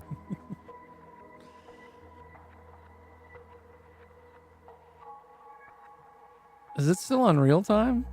We have it on sped up. No, we have it on fast mode. I take my chance with the grass. Yeah. We led her to her death one time because we told her to. We couldn't get her into the space pod fast enough, and say goodbye to Stella with an optimal relationship. What does that mean? Uh-oh. Hey, Star Partner. Star Partner? I'm hoping everything will turn out okay. Uh-oh. Just in case, I wanted to give you a proper goodbye. I am heading towards the Star Portal, which itself is also hurtling towards the event horizon. There's no turning back now. Disappear later. I need to push this rocket to its limit. Take it to the limit. Right now, I feel both anxious and strangely calm. Maybe it's because of the space-time distortions here. I might already be in a superimposed state of myself. It's funny. Looking back, our ship was stationed in Gaia's orbit only days ago. And yet, I feel like I've known you for a lifetime. We have been through so much together. And even hurtling towards this uncertain future, I am so glad that I get to do it with you. My only companion through it all. Thank you for being here with me one last time. You're welcome. I still remember you singing with me after I finally escaped the pod, and calming me down through every panic and uncertainty in the fog or the canyon. Even sharing a silly Macarena, or just knowing you were out there watching the stars with me. It made everything She less talked about the lonely. Macarena. No matter what happens next, I'll always treasure our connection across the stars. No, that would have been funny. I hope I get to see you again. On Earth or among the stars. I have a feeling our journey doesn't end here. Stella Chen Harper, Mariana University astronaut. Signing off.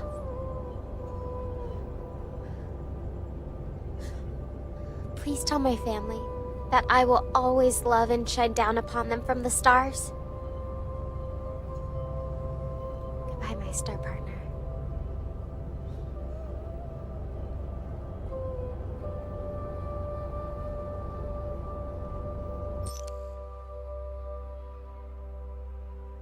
Because she might die, Emo. That's it. That's the end of the game. That's the ending.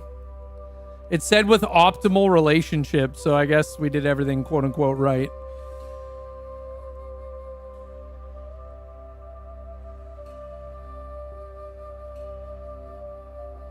Yeah, we don't know if she made it. That was the whole thing. We don't know. It ended. That's it. It said, say goodbye to Stella with optimal relationship was the achievement.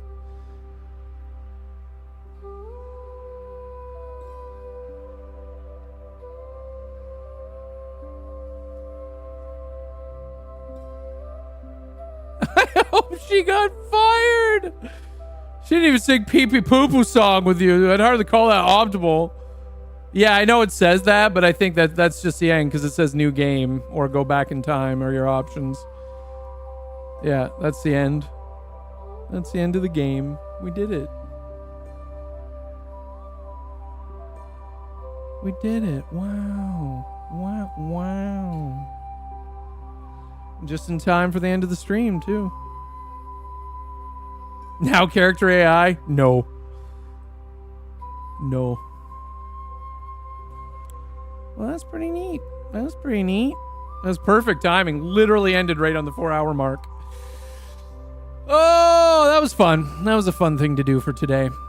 Sorry for the big rant at the beginning of the stream, but my God, was I upset. I had to get it off my chest. But we'll be back tomorrow. I don't know what we're going to do. We'll see. I don't know. I don't know what I'm going to be up for, but I'll let you know tomorrow. 7 o'clock hour at some point, hopefully. And guess we'll see you then, you sass asses. Much needed last, for sure, for real. That's it. We're out of here. Thanks for all the subs, resubs, gifted subs, prime subs, tips, bits, rage, thanks for being part of the band.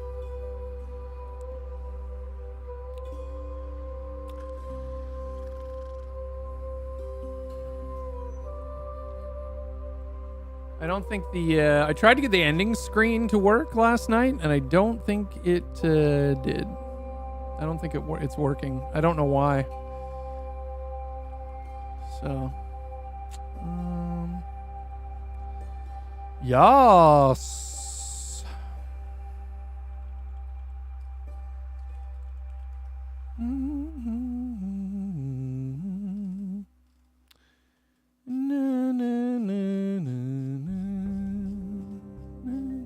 Check out those links. CP Weed is putting in chat for you.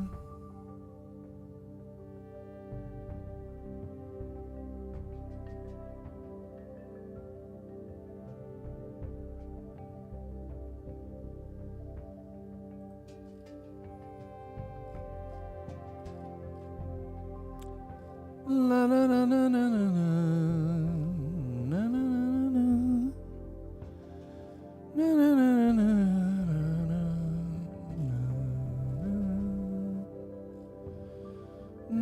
la la.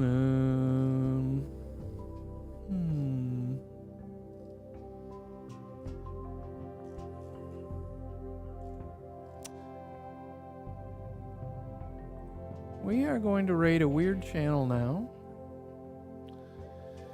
That it's AI generated shit. It's AI generated sitcoms. It's called Watch Me Forever.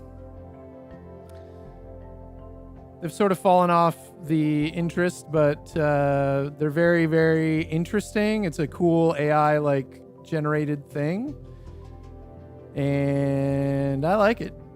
It's always on. AI generated like sitcoms that don't always make sense. It's really interesting. I've always enjoyed it. It's not like obviously there's someone behind the channel. I don't know if there's anyone there, but we're going to raid them. I'm going to drop you off with a cool little AI project thing that someone did. I think it's neat. Have yourself a good night, everybody. Take care. We'll see you tomorrow for some more fun. I'm Mike the Bard. You're the band. Bye. Bye. And it's not going to play. Sick. I'll work on it. Okay, bye.